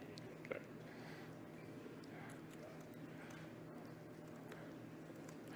The complexities of multiple resolutions. It's part of the fun. Yeah. So, Proxy Casimir, are you? He's going to try to get the language up. I mean, the intent of my recommendation is reflected in this language, but we've got better language that should be coming up shortly. All right, so we'll return to it. We're going to 41. We're going to go to So we will now go to DR 41 in the whereas section. There was a proposed amendment to the whereas E in the whereas for our staff, our technical team. Thank you. So the wording that is proposed is, in whereas E, there are also First Nations who have developed their own independent and interdependent First Nations justice systems and court systems. I think that was Chief Jocko. The wording is correct. Thank you for the confirmation. We also have a second amendment that was proposed for, therefore be it resolved 4, which the wording would write, direct the AFN to ensure that the work with the First Nations Justice Strategy does not adversely impact existing community-based justice systems and court systems.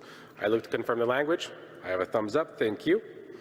And since we're here, we might as well look towards the other brought by Chief Robinson. Therefore, be it resolved 5 in the same resolution. 5, direct the AFN to work in collaboration and support regions developing their own First Nations regional justice strategies. So I would look towards our mover to see if these amendments are accepted. Microphone 2. Yes, I'm in agreement as the mover for these friendly amendments. Thank you, Chief Gould. And I would look towards our seconder. I'm in agreement as well. Thank you.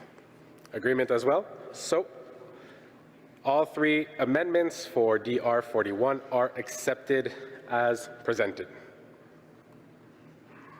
We can go back to 40 to BIR 1. We will now return to, or we have Chief Gould. Sorry, if I may, there's another amendment that we'd like to, Resolution 40, the next. Yeah. Yes.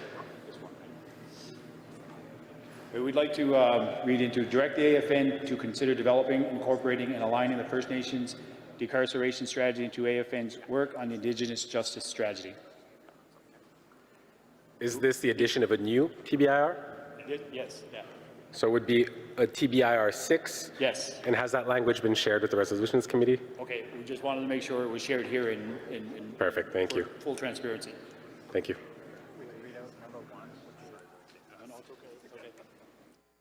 So as that language is getting to our team, and thank you for your collaboration, everyone, we will return to Proxy Casimir's amendment, proposed amendment.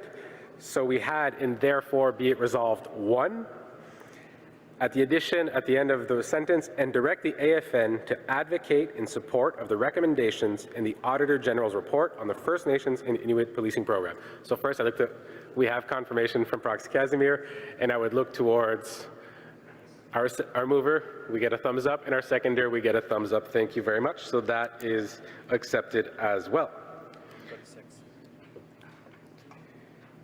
We are now going to look at in DR 40, the proposed wording for a 6th, therefore be it resolved, which would be direct the AFN to consider developing, incorporating, and aligning the First Nations decarceration strategy into the AFN's work on the Indigenous Justice Strategy. Is the wording correct? I look towards our mover. All right, yes. I look towards our seconder. Get a thumbs up too. Perfect. Is there further need for discussion?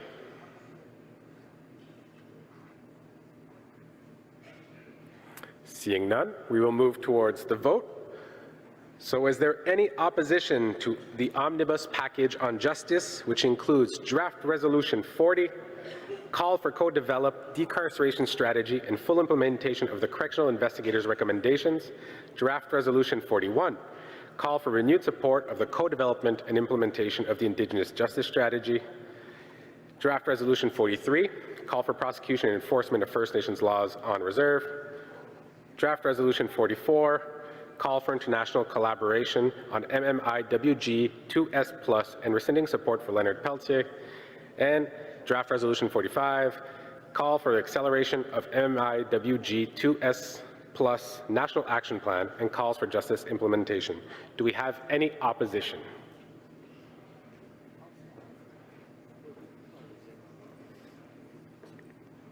Seeing none, do we have any abstentions? We have 1 abstention and 2 and 3 abstentions. 4 abstentions here.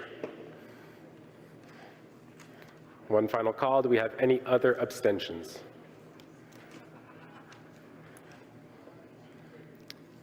A 5th. Seeing, and a 6th here. This is the real final call. Seeing no more, I can now say that the omnibus package on justice, as amended, has been adopted by majority. Thank you.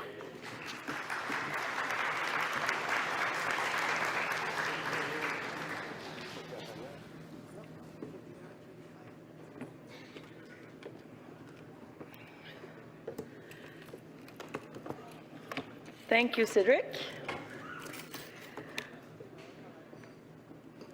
Okay, so here we are. On the agenda yesterday, we adopted an agenda, and you agreed to deal with draft resolution 35 today. Earlier, we were looking for a mover and confirmation of the seconder. This has been done. We have a mover and a seconder. So, chiefs and proxies, we will now put up on the screen draft resolution 35, and it is entitled Creation of a Chiefs Committee on Treaties. This draft resolution 35 has been moved by, I think there's a change in the mover. So can the mover please come at the microphone? Chief King, are you the mover or the seconder? I'm not sure. I was the seconder, now I'm the mover. Okay, so the mover, Chief King, is at the microphone number 1. Thank you very much. The seconder, where is our seconder? He's running to the microphone and he's just there, so microphone number 2. Tim Catchaway, proxy for Chief Harley Chinji, McLeod Lake Indian Band, Treaty Number 8. Thank you very much. So on that, we will now read the therefore be it resolved section of this draft resolution number 35. Therefore be it resolved that the First Nations in Assembly 1. Direct the AFN to seek resources to create a Chiefs Committee on Treaties to discuss implementation of pre-Confederation treaties and treaties number 1 to 11. Number 2.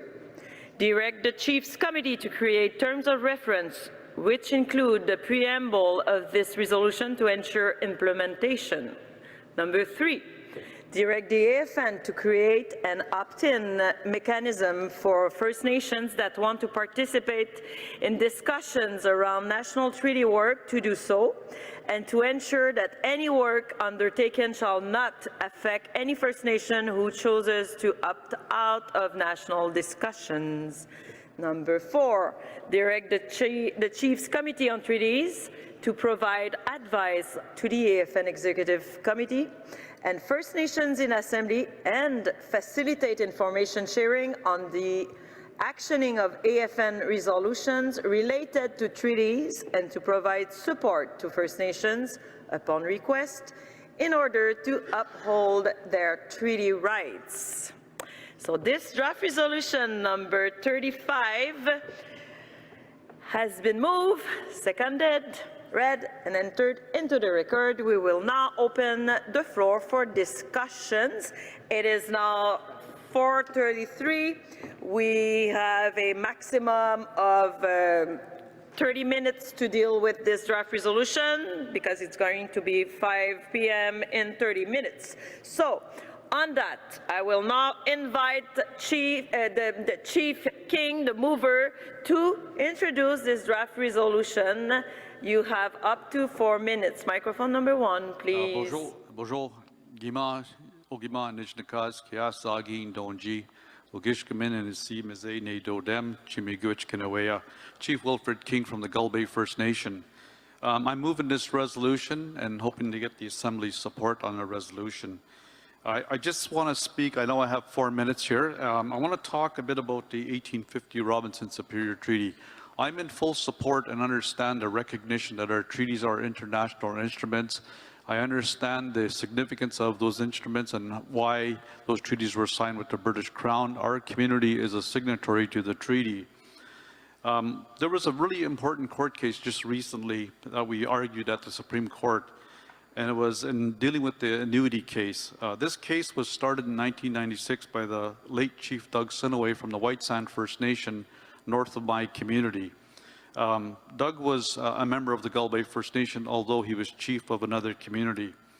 That case was very significant. In fact, when we presented evidence at the Supreme Court and in the lower court, one of our expert evidence was done by Joseph Stiglitz, which is a Columbia University economist and Nobel Prize winner, and also advisor to the World Bank and many United States presidents.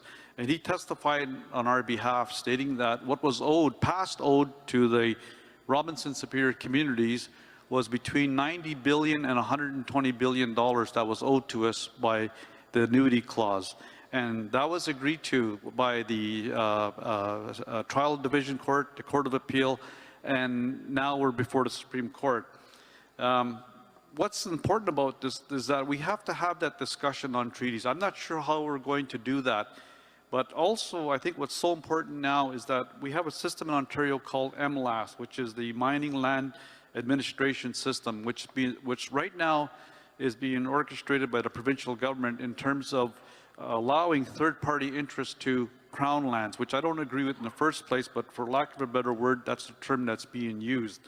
Those MLAS systems, and there's court cases in British Columbia, Yukon, and one pending in Quebec, basically extinguishes your treaty right. So it's really important that we have to get the agenda on treaties on the table. And once these third-party interests are secured by a third party, your treaty rights are extinguished. So I think it's really important that we have to have a mechanism to start dealing with treaties.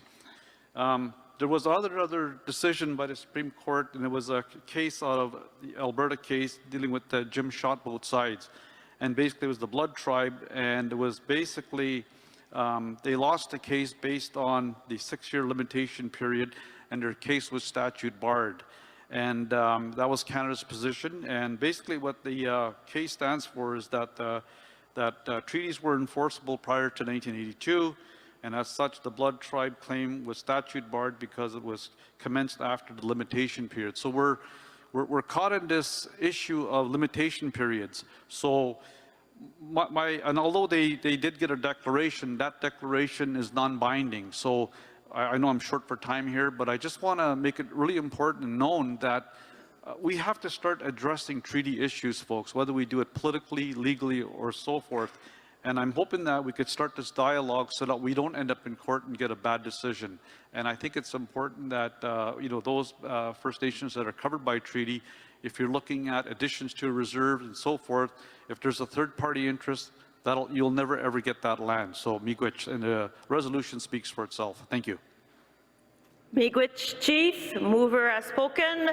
We will now turn the floor over to microphone number 2 for the seconder. Over to you, Proxy Catchaway. Thank you very much, Madam Chair. I have very brief comments on this. This resolution does speak for itself. I'm very happy to move it on behalf of Chief Chinji, and or second, sorry, on behalf of Chief Chinji and McLeod Lake, treaty number 8. And yeah, I'm looking forward to the discussion that's going to be happening here, and hopefully we can get this support from the Assembly, get this Chiefs Committee on Treaties established, so this national table can happen where these talks can happen at the AFN. So I look forward to the discussion that's going to be had here momentarily. Miigwech, Proxy Catchaway. So the floor is open for discussion. We have 20 minutes before us still. So microphone number 2, please. Yes, Regina Crochell from Treaty 7. I will not support this resolution. And I'd like to know when the pre-Confederation treaties came to talk to treaties 1 to 11 to ask for a Chiefs Committee on treaties. They never came to me, and I'm representing our nation from Treaty 7. They never got our consent. And this other chief, they didn't. So where's this respect? Sudina did not give the authority to AFN or to any other chief to address our treaty or to set up a mechanism on how to deal with our treaty. And I'd like to know where you got that authority. And I'm speaking on behalf of the Nakota Nations from Treaty 7 and Sudina. I got that authority. And our nation had given a resolution to AFN that they do not have our consent. We have not given you authority to address treaty on our behalf. And you set up a committee of chiefs. You know, when you have your chiefs committees, you appoint so many people. How many of those members come to our reserves to ask us or to get our support or to get our opinion on what is going on? None of them. Those committees cannot come back, and they make decisions. They cannot come back and say, this is what the process is. This is what the treaty peoples want, because none of them ever come to our reserves. And we have treaties 1 to 11. Now, if any treaty member wants to go and be under AFN, to give them authority to address their treaty issues, that's up to them. But I'm certainly not giving you my consent as directed by the chiefs of Tsuut'ina Nation, the Nakota, and the Nakota tribes, 3 of them. So that's 4, and that is the majority of Treaty 7 chiefs. So I totally against it. We don't want our treaty under the umbrella of AFN. We are the rights holders. We will speak to our treaty. And I did talk to other treaty members, and they were not in agreement to turn this over to AFN. AFN is not a rights holder. AFN speaks for all First Nations chiefs, whether you have pre-Confederation treaties, whether you have domestic treaties, or you don't have treaties. And we are certainly not ready to give our authority to an organization who has no authority or is a treaty rights holder. So that's very plain. And I know if I say I want to put in there to exclude these 4 nations, and they probably say, no, it's an opt-in clause. But it's an opt-in clause, but they already include treaties 1 to 11 in there. And I don't know when they got the authority from treaties 1 to 11 to give them this authority to set up a chiefs committee. So thank you.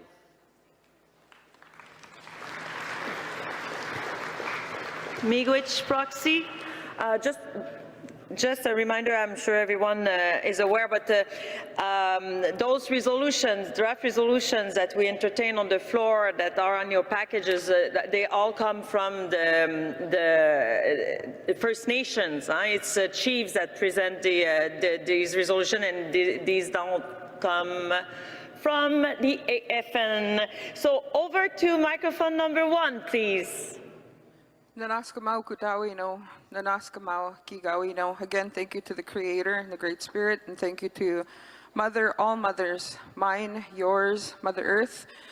I guess this is just going to be a conversation from myself to the chiefs that are here in attendance. Treaties 1 to 11 and pre-Confederation treaties were signed by our ancestors to ensure that we are going to be here. They put the terms and reference, even though so vague in our opinion, to our advantage. That's an advantage. Now we sit here and we have, a resolution that is supported by 2 chiefs for sure. They put in their names on it, and they're very, very sure that this is something that Treaty number 8 potentially needs to enhance our recognition in Canada. But myself, as a chief of Horse Lake First Nation, I do not believe that I need a resolution stating that I need a terms of reference developed by chiefs that I don't even know. We're going to put our faith into a chief's table and a chief's committee. We will know one maybe. I bet I won't know anybody. But I'm here again as a way to speak to the chiefs in attendance and in the audience. This is going to ultimately be your decision here. From what I hear from Mr. King's announcement there as for his resolution and his package, it was more on an economic development scale because of the coal mines that are happening in his areas and his territories. So that's his area, that's for his people. And I understand that we need to protect each other and be there in solidarity. But yet to develop a terms and reference for Treaty number 8, I don't have the coal mines in Treaty number 8. If Mr. King would want a resolution that is more suited, then maybe the wording in his resolution should not include treaties number 1 to 11, and that if each treaty wants to develop a terms of reference, then each treaty should come here individually and present a resolution to the AFN. And also, I believe the AFN is a tool of support. They are our workers, and that's what their job should be. Again, I'm going to have to, reach out to the audience here because it will be your vote by the sounds of it, because there has been somebody here who has made the motion, and there has been a seconder from Treaty number 8. And also, is this an economic development initiative and a motive to develop a terms of reference? Because that's how I understand the messaging that I got from Mr. King, Chief King here about 3 minutes ago, well, about 10 minutes ago. So that is what I want to maybe put out on the floor, that this is what that may potentially be. There's nothing wrong with that. economic development for all of us. We do need that. The resiliency for our people is based on economic development. For us to train our people, for them to have the education, how are we going to do that? We do absolutely need funding. We're short-funded. That's not an argument. There's things that we can agree upon here as chiefs. We do, and I always say, have the cookie-cutter issues. Suicides, homelessness, not enough housing, water shortages, not enough money for education. But again, if we're going to utilize the AFN here, let's utilize it properly. I would support Chief King's resolution if it did not say treaties 1 to 11 in the resolution, but it does. So I'm going to have that there, and also I'm going to also ask if we have quorum and ask for a quorum count. But thank you, chiefs, for the microphone and the time.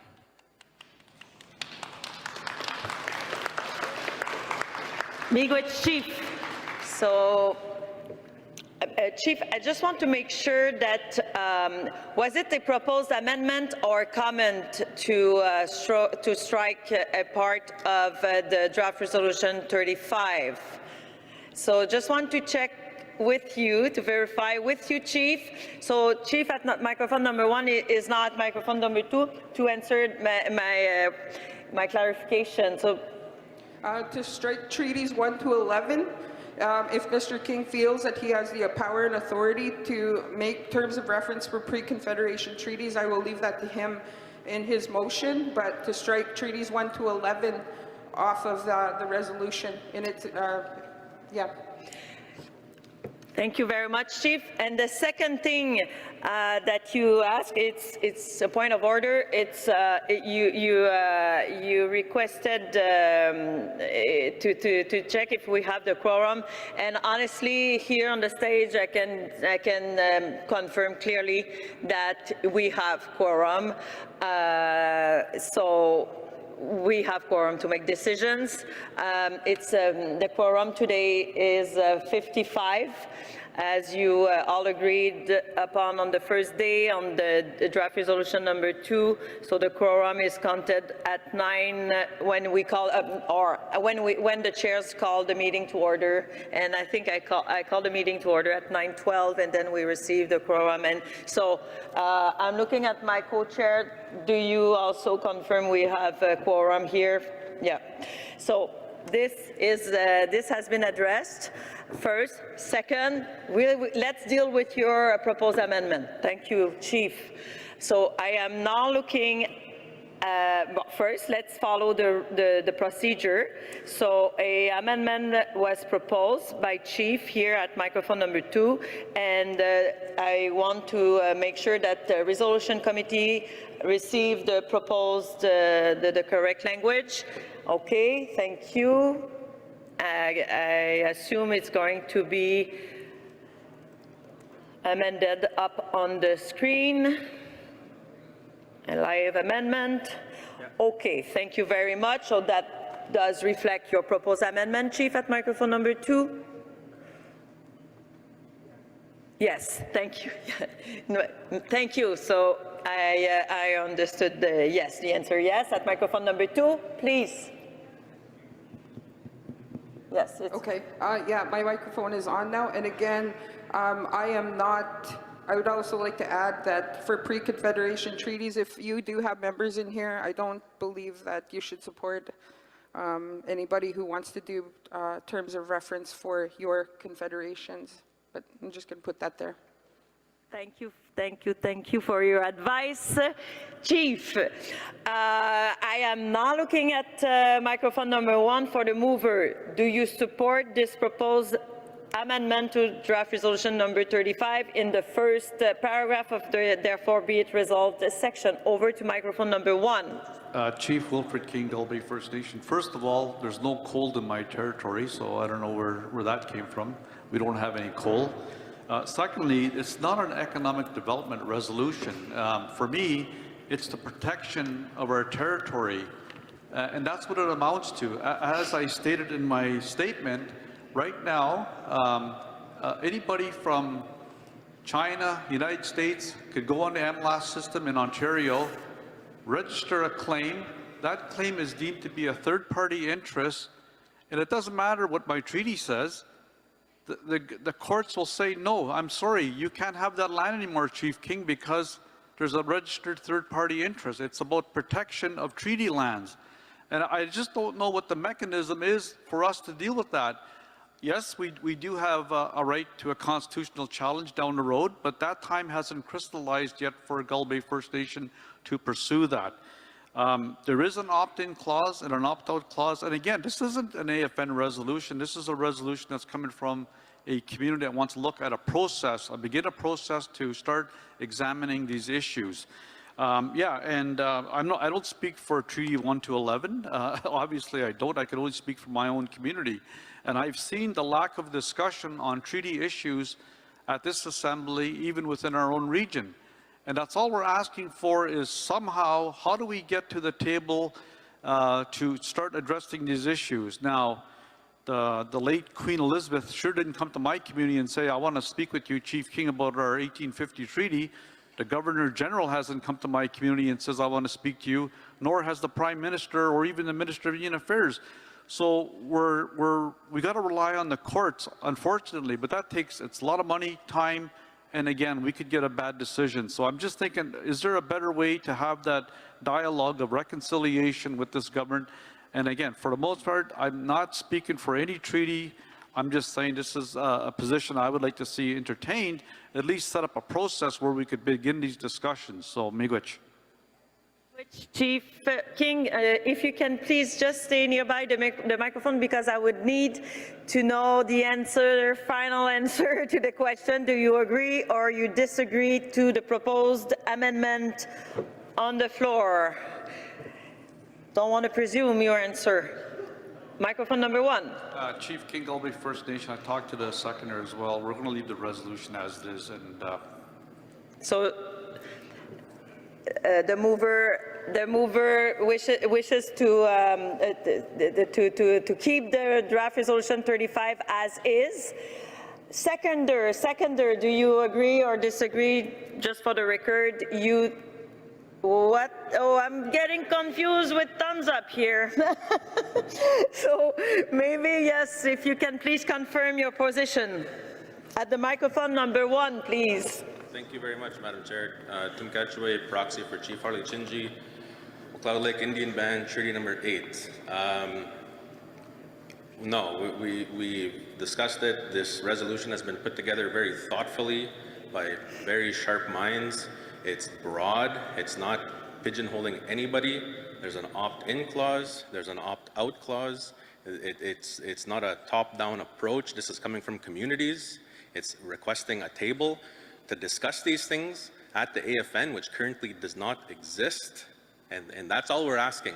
And I spoke to the mover, Chief King, and I know there's going to be a lot of requests, friendly amendments, and we have agreed that we are not going to amend the resolution as it's been submitted and read into the record.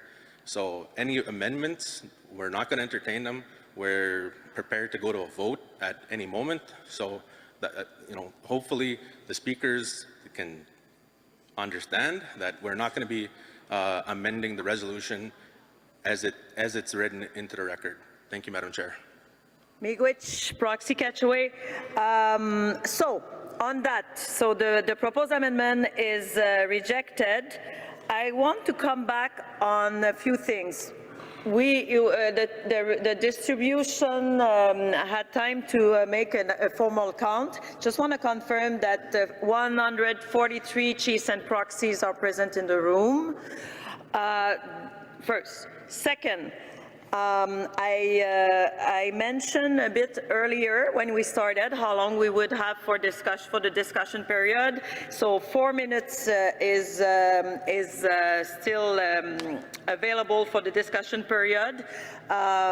So as you all know, our customs, we thank for your understanding, but we won't have, it's not because you're at the microphone that we will have time to get to you within the time allowed for this period of discussions. And on top of that, we just heard the mover and the seconder, they will not accept any proposed amendments. So I understand that this draft resolution number 35 is conflictual. One of the rules in an assembly is to make all efforts, best efforts to reach a consensus. If it's not possible, we will have to put the matter to a vote and arrive to an agreement. So a general agreement. So on that, I want to remind you as well that this draft resolution was supposed to hit the floor in previous assemblies, and so a lot of time was available for discussions between chiefs and proxies and nations. So on that, based on that, I will thank you all, but we will put this matter to a vote at this time. So we will go to the question. We don't have any question has been asked as well. We take it as a recommendation to the chair, so I understand there's a strong recommendation to go to the question. So microphone number 2, where you go, I cannot go to everyone at the microphone to check what you were going to say because the discussion period is over. Did I hear? Oh. It's going to be the vote. So microphone number 2, I just want to check with you if, I just want to make sure that I'm okay with you, just want to hear you. So microphone number 2. Chief Gary Lehman, Beaver Lake Cree Nation, Treaty 6 territory. It's no amendment, just I want to make it clear that Beaver Lake Cree Nation rejects this resolution. And we don't put their, I was elected and I have a responsibility to Treaty 6 for my people, and I don't put it in the hands of a corporation. Okay. Yeah. Just a little bit of time for. On that, there's no more, the discussion period is over. We will put the matter to a vote. It's 5 o'clock now. So thank you very much. I understand that the vote will speak for your position. So I will now call the question on draft resolution number 35, which is entitled Creation of a Chiefs Committee on Treaties. On that, I will need help from distribution. Any opposition on the floor for draft resolution number 35, please raise up your red lanyard and keep it raised, please, until such time as I tell you.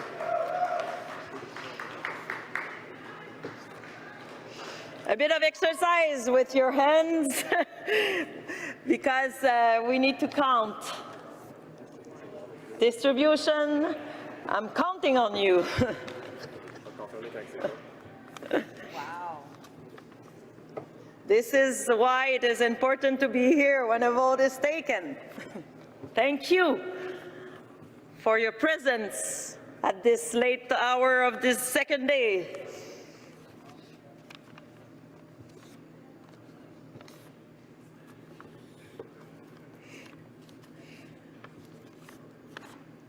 And trust me, I will tell you as soon as I know that you can lower your hand, but now it's not the time. Oh, I got a thumbs up, which means you're okay. You can relax now. Thank you. I will now ask for the abstention at this moment. So any abstention, please raise your red lanyard, please up so we can see it. And I will also ask for help from distribution for that, for the whole vote.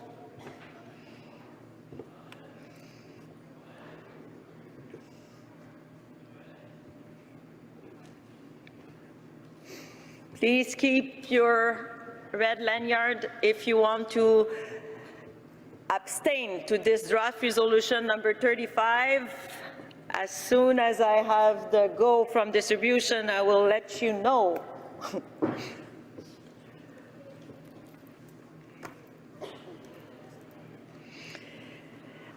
Abstentions have been counted.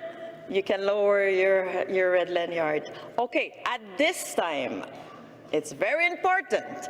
I want to see all.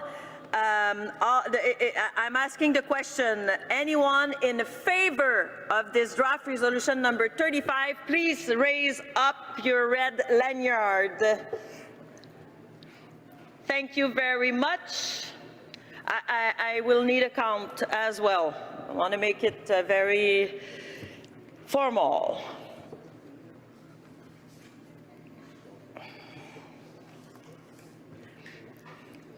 Please keep your red lanyard up until we have finished to count the votes. I think it's good to finish the day with a bit of exercise. Thank you very much. So you can lower your red lanyard, and I will now wait for the results, the official results. Where is the drum? Da-da-da-da-dum. It's coming.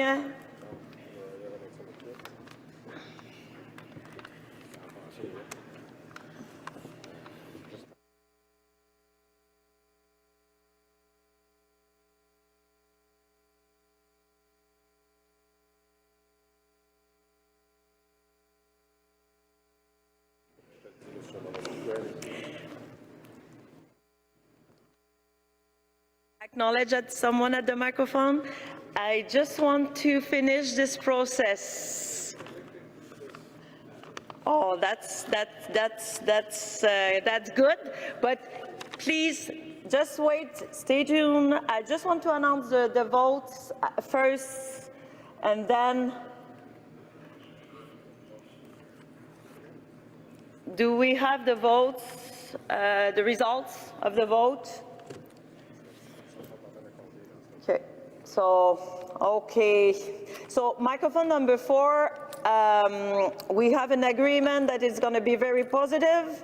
Okay, so microphone number 1, and I'm not entertaining any other proposition at the microphone. So over to you. My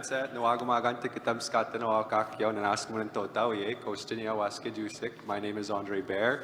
I'm a proxy for Okanese First Nation, and I just wanted to bring some education on Treaties 1 to 11.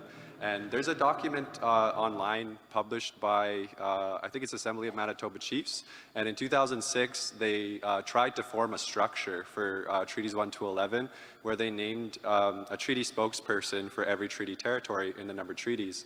And Ovid Mercury was named the spokesperson for all of them at that time.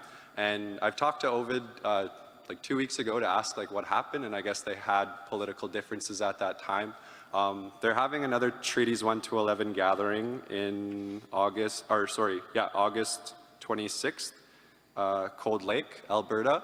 And I think that would be a wonderful time for the treaty chiefs, the numbered treaties, to go back to that discussion. If the AFN is not the place that you want to discuss Treaties 1 to 11, then we need to create that space for ourselves, for our treaty chiefs and our rights holders. And I think it's really time that we become united on that front, and that we start having those important discussions, how to revitalize those structures in a meaningful way that's going to help protect our treaties. So thank you. Thank you, Chief Bear. You're a trustable person. So, what about the results? I think it's coming shortly. Stay tuned. Thank you for your patience. It's raining outside, so it's better to be here.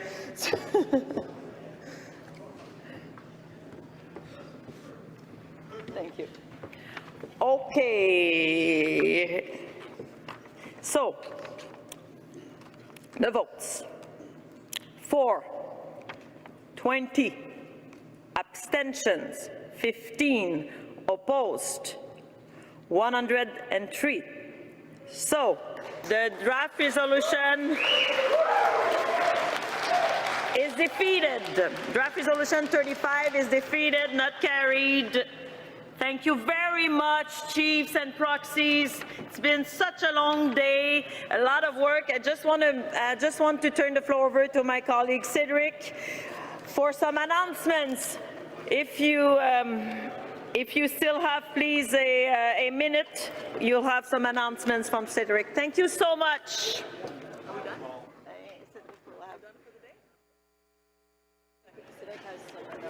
So good evening, everyone. I know we're ready to get going. Just a reminder that there is a host event from the Assembly of First Nations. They're hosting a banquet at the Marché Bon Secours, which is in Old Montreal, with the theme First Nations Women, Builders of Our Nation. They have a welcoming and exhibition from 6 to 7, and the banquet itself starts at 7. We have a sunrise ceremony tomorrow morning, 7 a.m. here, and we are starting again at 9 for our final day. So have a great evening, rest up, and see you guys tomorrow. Le wallet, peut-être?